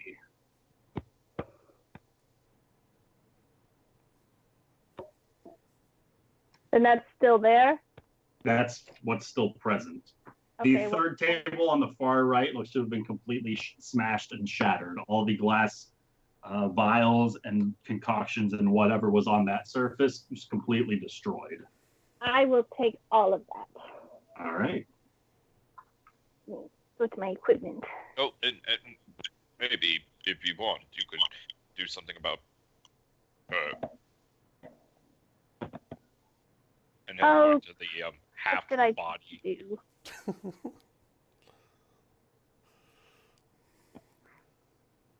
They all end up in your mortuary anyway. Just happened. We all float down here. I'll Click the your button body and one way or added a another. whole bunch of crap to my inventory. Don't click add common items, guys. Okay. Well, while Phelan looks to be scooping some items off the table in the back, Zephyr, you seem to be leading the retreat. Yep. So I where see are you headed? another set of dock above me. Yes, kind of Okay. above and to your right. Okay, so I'm gonna move to my right just to get so I And can see like the I upper ledge. believe still right about here Mhm. is that extended pole. Oh, That's I'll probably effectively break like a ladder. it. I'll probably break it. So I'm gonna stand here and I'm gonna ready my hands and say, "Bran, I can give you a lift up to the upper deck." And I'm holding them out like I'll lift you up. All right. And it looks like next in line is Branrith. Okie pokey. I'll take the boost. All Okay. right. So with Zephyr's assistance, you are able to effectively get boosted up this ladder back onto the pier above with very little issue. As next in line come Brianna, followed by Bickerstaff, and then Garrett. And I'll be trailing way in the back. Very cautiously. As Brianna, following Bickerstaff's, I don't want to say command, suggestion of following Branrith's prompting. There we go. That's a good one. Brianna reluctantly reaches forward and allows Zephyr to assist her up this makeshift ladder. She's very nice, I promise. She's noticeably kind of shaking a bit as she is wobbling her way upwards. But with Branrith up at the top to help pull her up, she too makes it to the top pier. I'm not gonna lie, Cookie. I don't think that thing's gonna hold me. Maybe I should take the stairs. What stairs? Can't we get inside the ship there? We know there's stairs inside the ship that lead up. There's spiders. Spiders in the ship. I could run. And I saw the shadow of the shark swimming in that direction. Oh, we can't go that way. So you sure it'll hold my weight? He's gonna look back at Garrett. Is it gonna hold me? I can just try to lift you up so you can grab the pier. I mean, you're tall enough. Oh, that sounds like a better idea. If you just stand, you could probably reach it. Actually, yeah, you probably could just look out to the other side and just put an arm. You are not tall enough to reach the other bit of the pier, as this pole is effectively extending 15 feet. Ah. Okay. Close. So with a boost, you should be able to reach it. Well, I'm still asking Garrett if the pole will hold me. And he'll inform you that it's not really meant for people of your size, I didn't think so. but that Branrith was able to make use of it fairly dexterously. I think there's a little bit of difference in size between the two of us. Like, Let's see. So if Cookie gave me a boost and I did an athletics check to jump, how high up can I get? Well, what is your strength score? 12? Right. You can certainly try, because it looks like you can get 9 feet up. It's 15. Oh, you'd have to like And that stand would on my be shoulders. just with myself. That's just yourself. So if Zephyr gives me a boost, if I get a It'd be good close. enough check, I can make it. That's where you can certainly try it comes in. That seems pretty high, Zephyr. You sure we can't just run through the spiders? We took care of the big one. Well, I didn't think it was also, that as high a reminder, because you had to Bickerstaff, crouch while you you were are under here. presently hunched over, as this is only a 5-foot walkway you are on. So it's probably going to be even less than your regular jump height. I think I will attempt to run through the spiders. I think it's the best bet. I can go with you. Sure. I'm not going to make it up that ladder. Well, we're going to go this way. All right. The two of you make your way that direction as Garrett points out the difference in some of the wood paneling right about here as he himself makes his way up his own extended pole. Oh, God.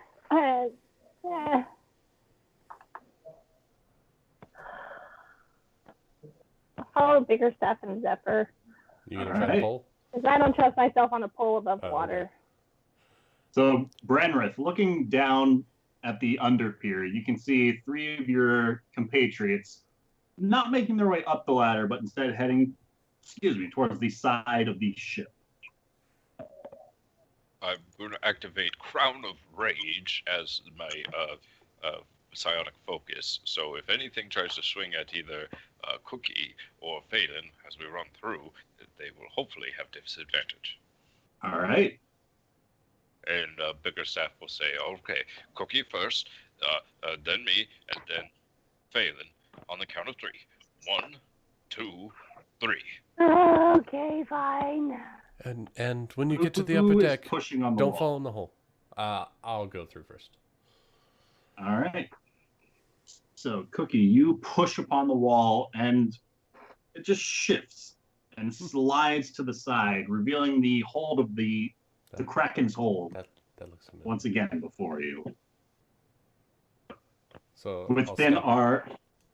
the air in this room is thick and musty, thick with sheets of cobwebs hanging from the walls, and mounds of blankets, cushions, and straw look to clutter the floor. And to the south of this room is the narrow flight of stairs that leads upwards to the top of the ship. And we should have, like, daylight flooding the bottom of the boat, right? From No. that hole that we made on the deck. It's not bright enough down here to completely illuminate this space. Right. Okay. But it is well enough that you can effectively see. I believe you can still see the entirety of this hold. With your token. Yeah. Okay. No, I was just thinking for, like, spiders. Does any of the, just stepping in, and I didn't look close enough last time, do any of the crates look like they might contain valuables, or do they look like standard? Do you want to go crates? investigate any of the crates? Because previously you jumped down and immediately ran out.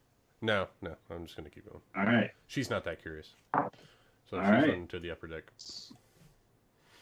And Bickerstaff, being immediately behind Zephyr, you can see a smaller creature slowly descending from the ceiling, attempting to clamp hold of Zephyr before just dropping somewhat short and missing completely onto the ground, and is then going to attempt to skitter away effectively. I do not attack it. All right. I continue to follow Zephyr. All right. Do I get an opportunity attack? You did not notice it. Okay. Oh, it must have had a good stealth. Fairly good. Good. All right. We're running. And Bickerstaff, kind of keeping a wary eye on the creature that is skittering away. Another one descends from behind you and is going to attempt a bite with a 16 to hit. Nope. As you feel the weight of another creature having descended down upon your shoulder, and it just flails at the armor you are wearing. No, get off! As you're quick to kind of smack it away before following Zephyr up those stairs. Come, Phelan, hurry! Run! She's gonna come. She's gonna run. She's gonna go fast. Bryn's not gonna go inside the boat. He's gonna fly around. He just flies up to the top deck. Yeah, basically. He's Go like, through okay, you guys suck at this. But yeah. All right. So Phelan, gonna as try you're and run making through. your way in, you can I like how you can feel. still see the blood through the fog of war. Yeah.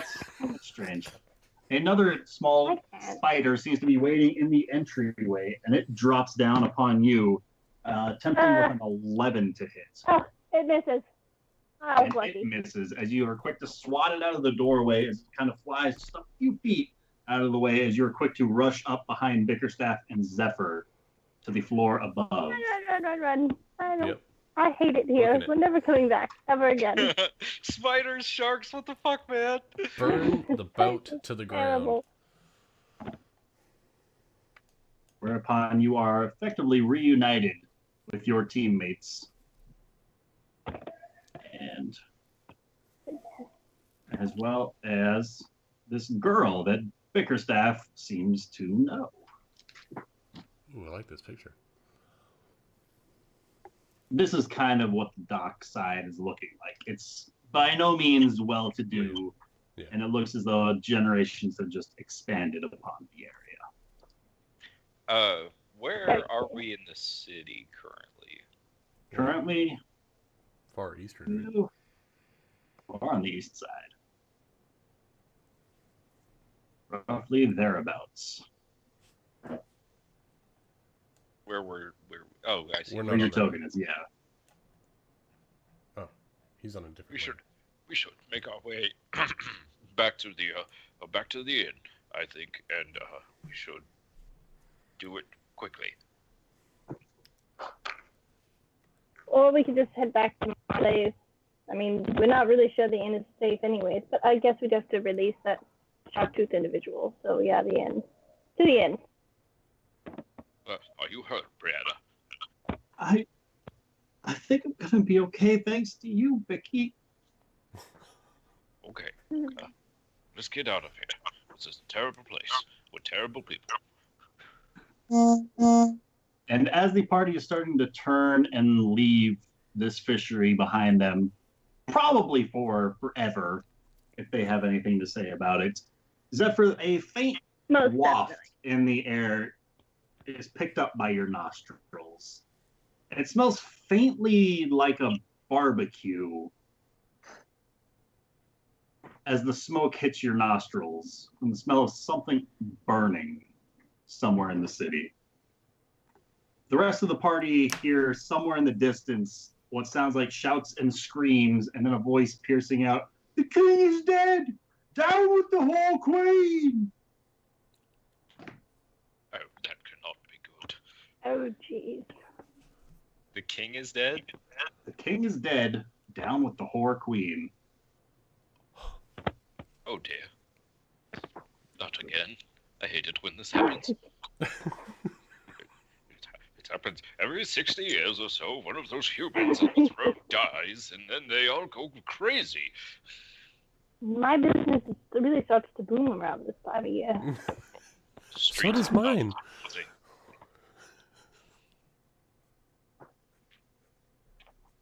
And so effectively, by which means would you guys like to attempt to return to the Phoenix Feather Inn? At the very least, there are a number of routes presently available to you. Kind of the main roads falling down the more prominent walkways in the city, attempting to dodge and weave through some of the alleyways, or attempting the most direct route, kind of trailing along the dock side.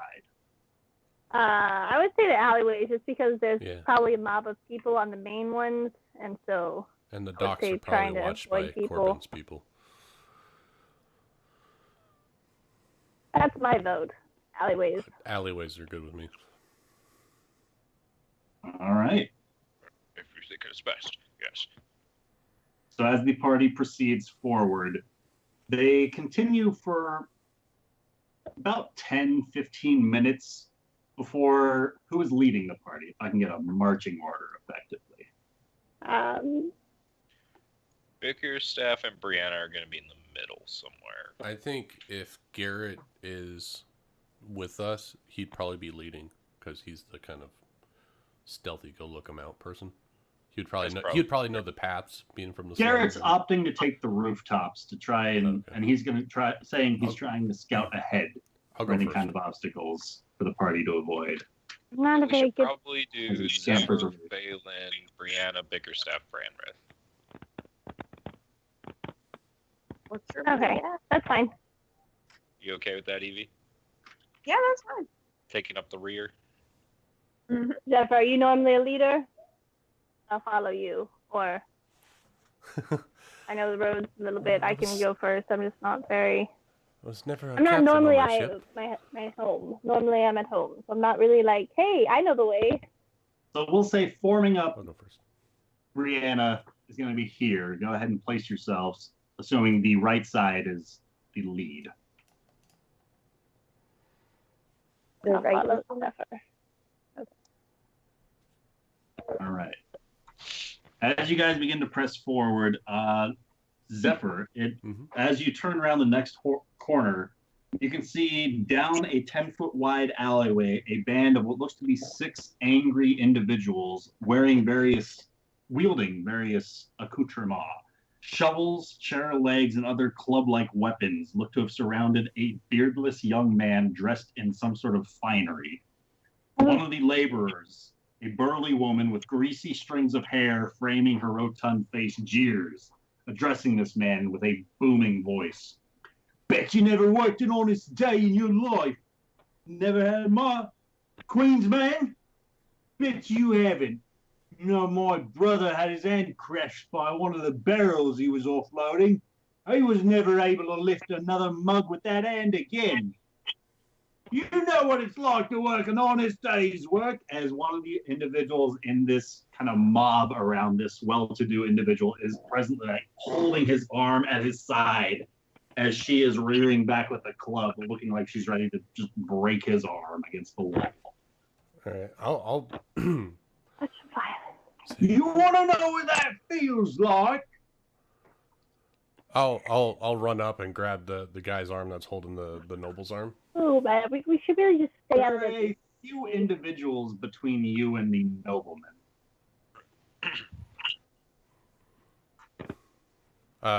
Well, then I will. I'm going to come up and intimidate for a second here.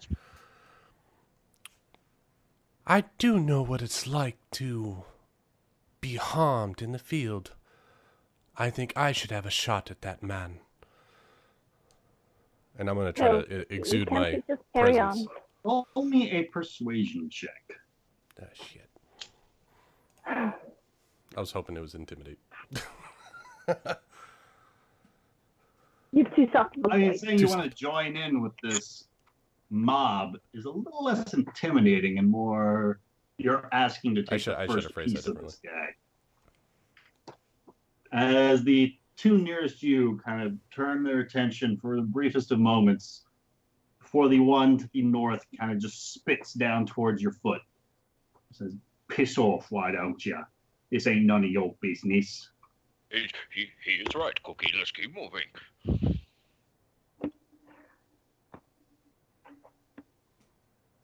I'll just kind of maintain eye contact and start moving. We have no beef with any of these people. Let's just carry on.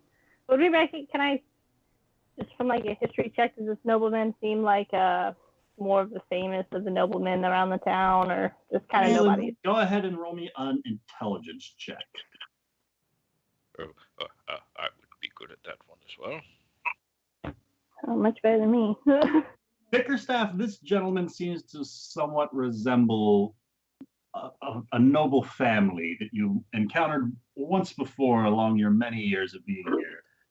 And I believe you said that check, their family went by the name of Rivers. This looks to be a member of the Rivers family.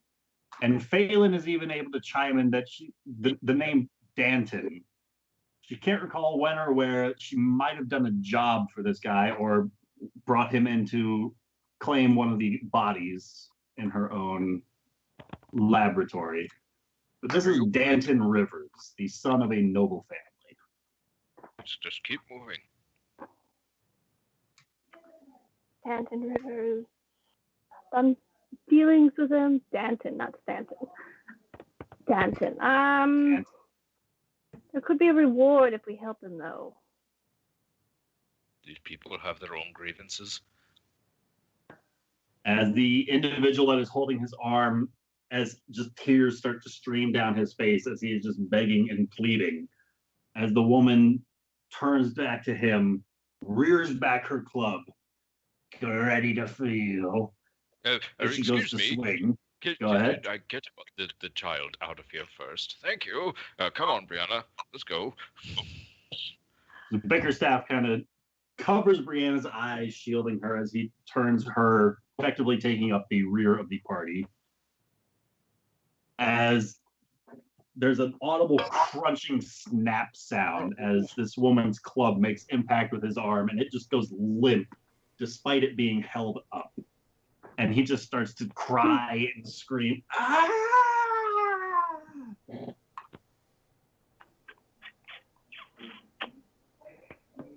I'm debating. I'm going to roll a d4. 1 second. What do you think, boys?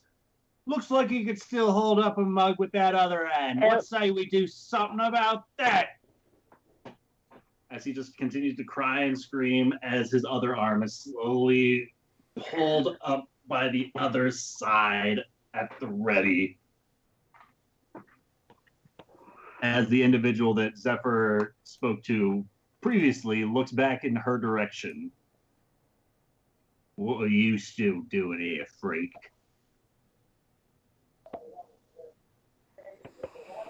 As he throws his own shovel over his shoulder. You deaf or something? Or just plain stupid? I just wish I had something stronger so I could just kill them all in one go and be on my way. I'll just shake my head and be like, whatever. And I'll continue walking down the street, just thinking to myself, just meet me at the tavern later. Just wait. All right, so Zephyr turns around to go back the way that the party came down this alley. Oh, is that the only way we can go? Is where they're at? I mean, you guys effectively turned down this alley and encountered this. I'll just, in that case, I'll just push through them. All right, you come up to those first two individuals, and they stop you effectively in place. I'm going to come up behind Cookie, and I'm going to say, you can kindly move out of our way, or we would be happy to move you. Roll me an intimidation check. I'm not very intimidating. My hackles up.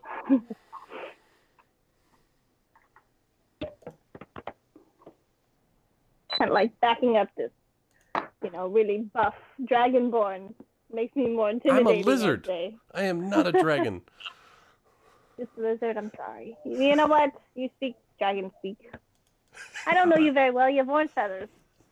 I have an orange feather. We're like sisters. As the individual standing in front of Zephyr looks over Zephyr's shoulder towards you, Phelan, he says, "Looks like you're going to have to make us then." I bite at his throat. All right, roll the attack. God, why? I didn't want to, but you know what? Maybe helping this nobleman will get us money.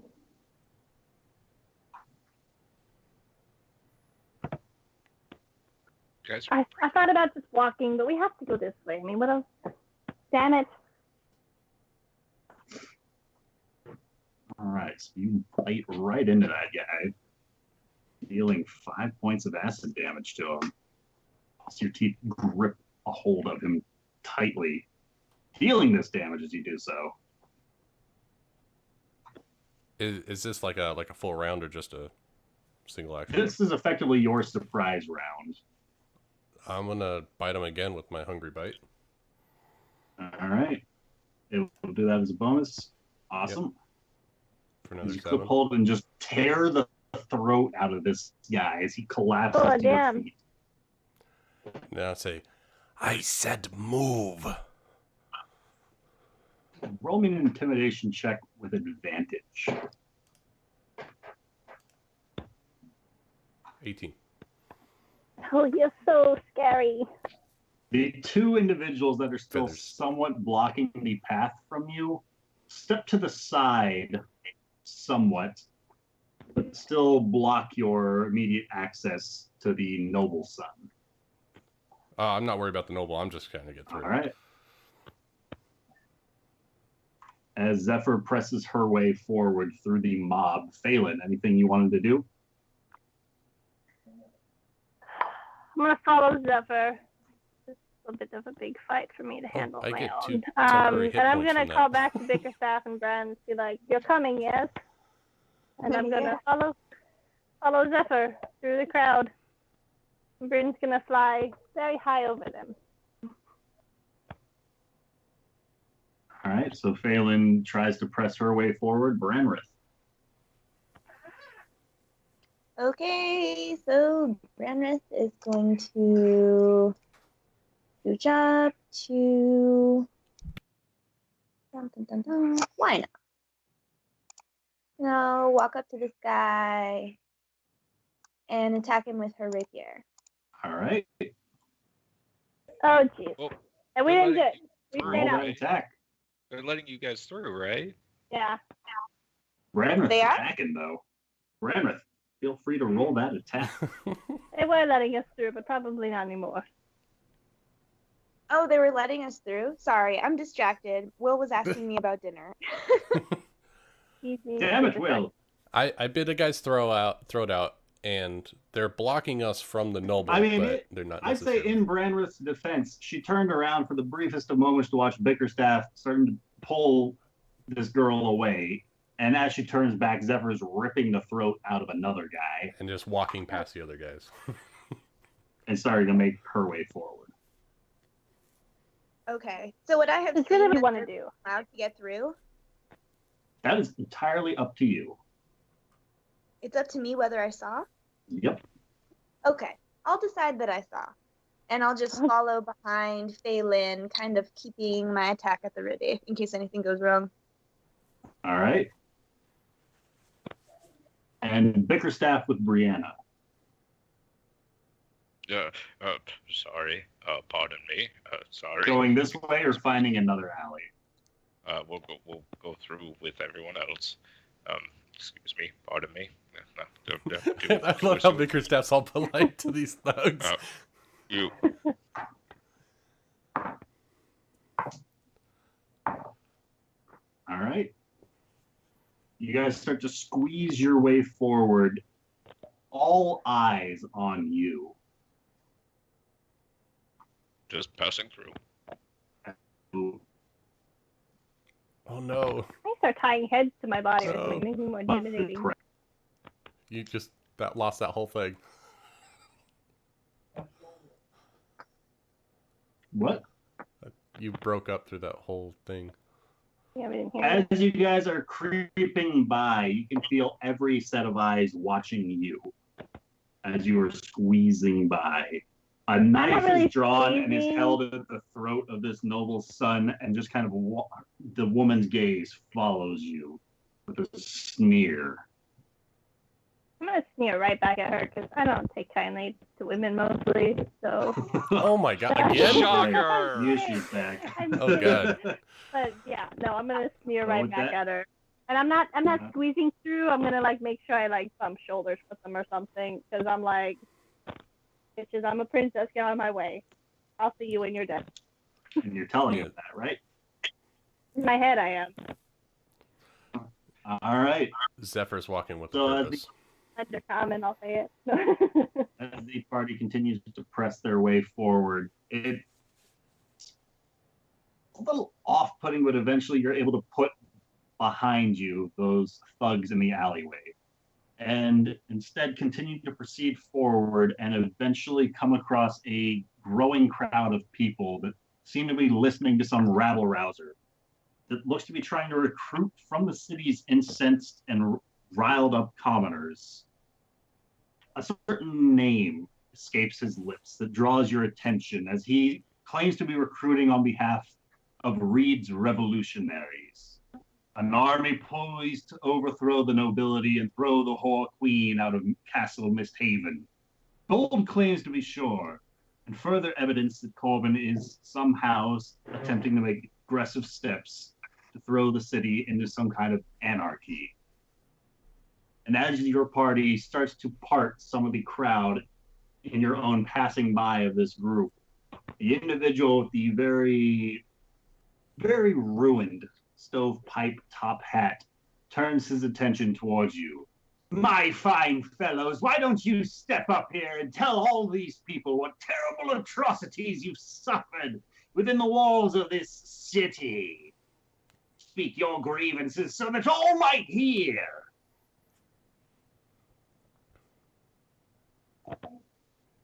I was gonna keep walking. I'm gonna like acknowledge him. Just keep walking. All right. Zephyr's Phelan, gonna you do continue to something. keep walking, and a larger individual bumps into you, like immediately in front of your path. His arms are crossed, and he says, I believe you were being addressed. It's rude to ignore someone like that, wouldn't you say? It's more rude to stand in someone's way, wouldn't you say? I would. You want to make something of it? Pipsqueak? Oh, I guess everyone will pick a fight today. What was that, old man? I said, why are you trying to pick a fight with us? We are just trying to walk through. Because you're being addressed. I'm We're tired of being ignored.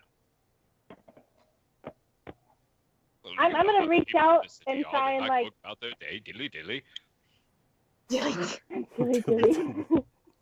I'm gonna like reach out to try and like move him out of the way, and as I do that, I'm going to do that. Oh my All right. God. Balin, you reach forward and send a jolt of electricity coursing through this man's form. I'm gonna say I'm not in the mood to talk right now. If you don't mind, I'll be on And my the way. crowd around you immediately quiets as a few individuals in this crowd behind you start to draw swords. And the Oh. individual up on the stage with that stovepipe hat starts to snicker. Well, looks like we've got some of the Queen's men here that need to be dealt with then. All right, boys, let's show them what the Reed's revolutionaries are capable of then. Just It's a because I'm not with you doesn't mean I'm demonstration. with the team. And that's where we're going to pick up next. Oh, my God. jeez. I saved us last week and I'm killing us this week. You're welcome. I just wanted to keep walking. There's too much to ask. You and Cookie picking fights with people. Jeez. Hey, we were just trying to walk. That's all I was doing. I was just trying to walk. That's all we're trying to do is just keep on our path. It's not big enough for the two of us.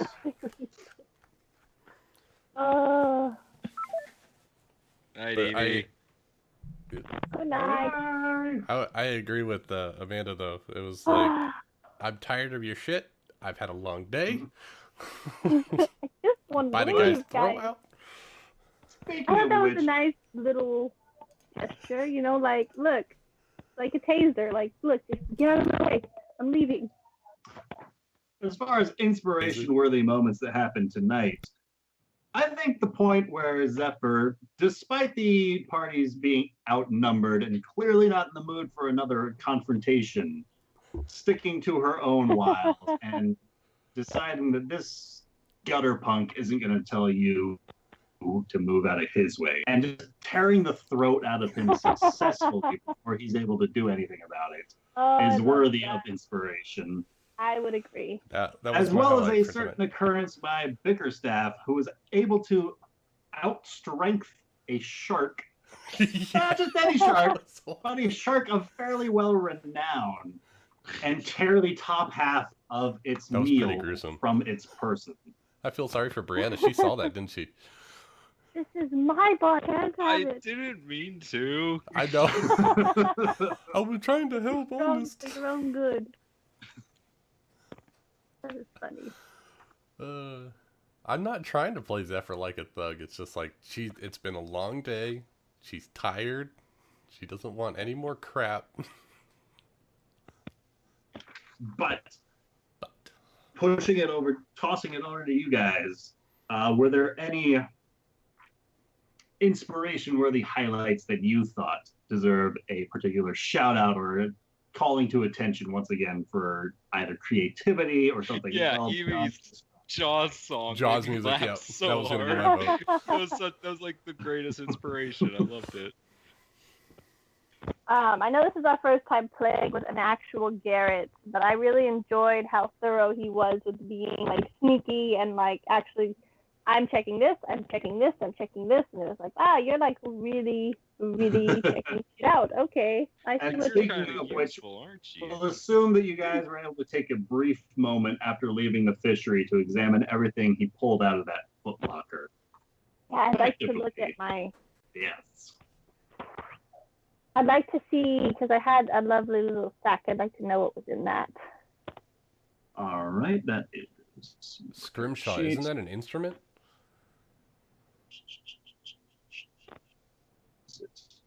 I might be thinking something else. On the table.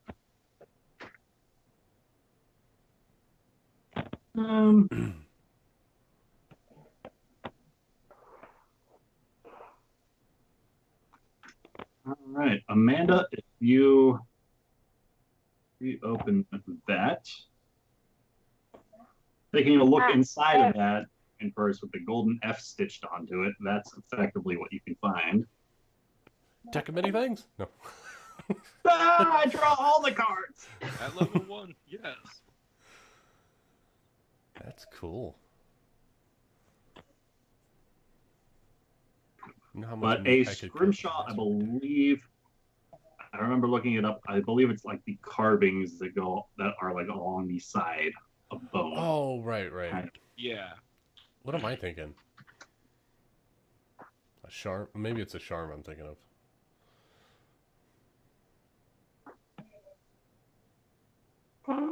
Oh, yeah, context. Scrimshaw shirt, yeah. Cool. Cool. That was awesome. Good session. Great session. And I did like Amanda's taser action. That was great. You inspired me. I would like to say, because I know last time you told us kind of give you an idea of what we want to see more of. I enjoyed like the alleyway scene and this scene that we just walked into, because it really makes you think about who your character is and like how they would react in that kind of situation. And I was not prepared for that at all.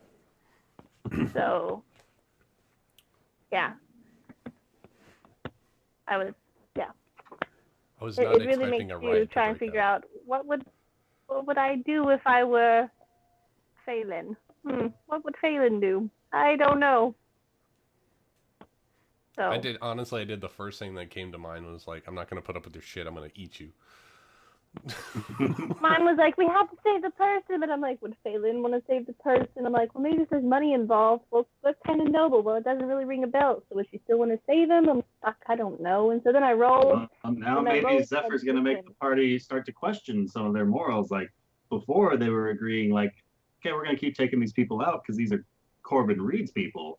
But now you're just encountering random commoners in the alleyway, and they're being taken out. Where do you draw the line? Well, let's put it this way. I hope that Noble be? Yeah, I hope that Noble doesn't make it. Who knows? Because that was murder. Actually, it was self-defense. I was provoked. I'd also like to know what's in the box. What's in the box? Right? What did you find? Which box? The coffer. Coffer. I already know what's in the other box. Oh, yeah, I mean, I'll what's in tell the you other guys. What's in the box? I won't pull it out. I can show him, but Amanda, if you'd rather that. That's fine. You can show him what's in that box. I want to know what's in the other box. Don't tell him the other box. Because also, Amanda, you don't have that box anymore because you put it in your bag. See, that's what I thought. The box doesn't come back out, huh? But would I still have the head? So effectively, that's what was found in the hat box. What? And I will let you guys know as you. I don't know if you guys examined the head, if I have the head still or not. Because the box is gone, but I don't know if the head is or not. So, but It appears to be a few weeks old at least, which is very strange, seeing we just spoke to her yesterday, so there's that. Oh my god, my neck is killing me.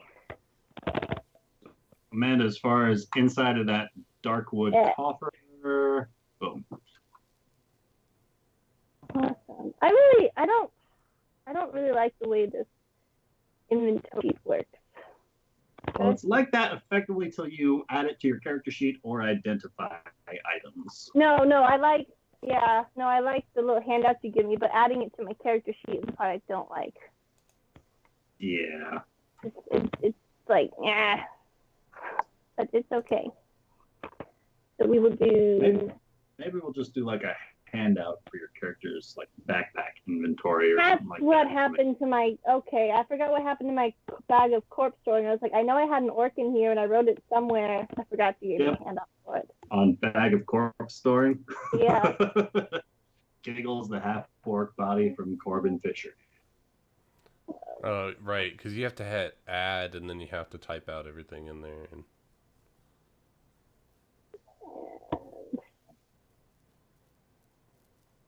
Why does my... Oh, did I receive a crit on me at one point, Ryan? Because it says my shield is down to 2 or 3 uses. Yes? I don't remember getting crit. I don't... Oh, that's going to be so hard to keep track of.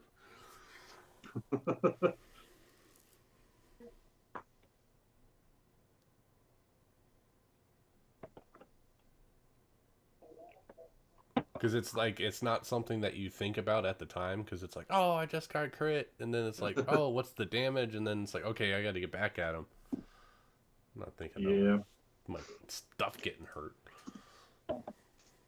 I will also say that I liked the way that the whole, like, just having you guys describe your turns kind of all out. Oh, yeah, that was fun. That flowed very, very well. And I think we're going to keep implementing that, if it's cool with you. I forgot about it sometimes, I'm not going to lie, but we'll get better. Well, we'll get better, and it worked, I feel like. No, I agree completely. I think the hard part is like when you have those, oh, I'm just going to hold my action.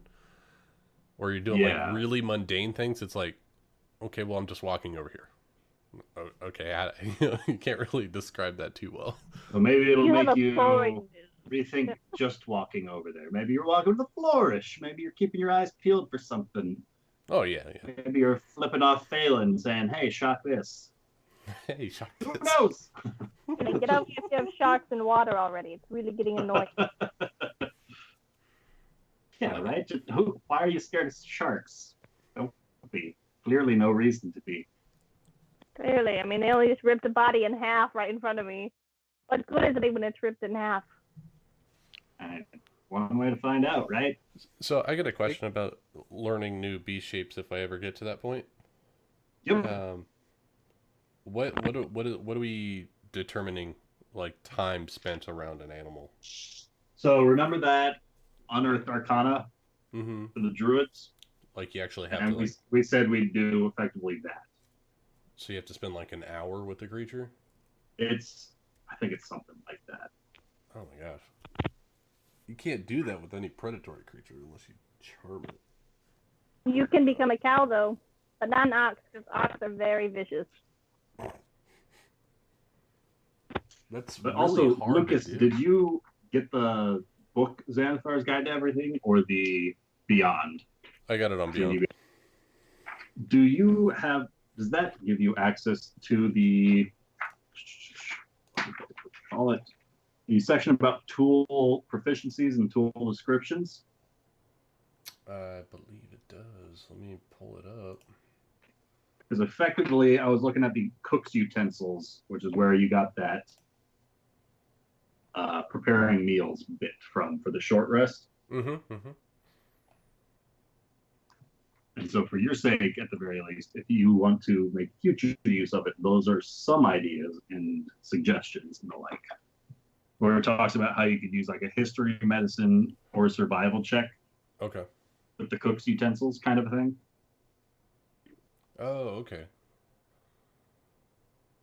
Components, okay. Knowledge of cooking techniques, okay. Medicine, administering treatment, can transform medicine. Okay. I think survival, if we ever get out of the city, is definitely going to be. Effectively, it's change in the moment. Mm-hmm. Yeah, depending on like what I'm using and. Right. That's cool. I like that. Duplicate a meal, create a typical meal, spot poisons or impurities in food, create a gourmet meal. Now, they don't say specifically, like, what level of meal does what, right? It's just if you prepare a meal, you get a... Right. Okay. You get an extra hit point per hit die spent.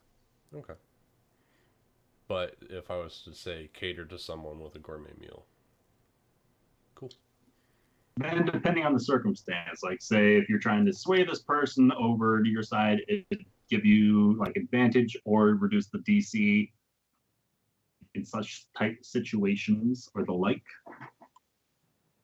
Maybe we can make use of the cook's utensils to prepare, say, gourmet meals for the kind of downtime activities to see and have it influence how much you earn, kind of stuff like that. Cool. I'm going to call it a night, but I had a lovely evening. All right. Take care. Have a good one. Bye. Adios.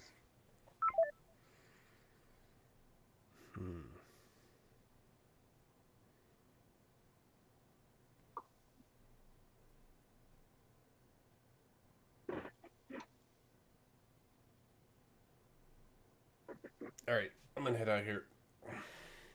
All right. I will as well. Later. Adios to you, sir. Later, guys. Good night to you both.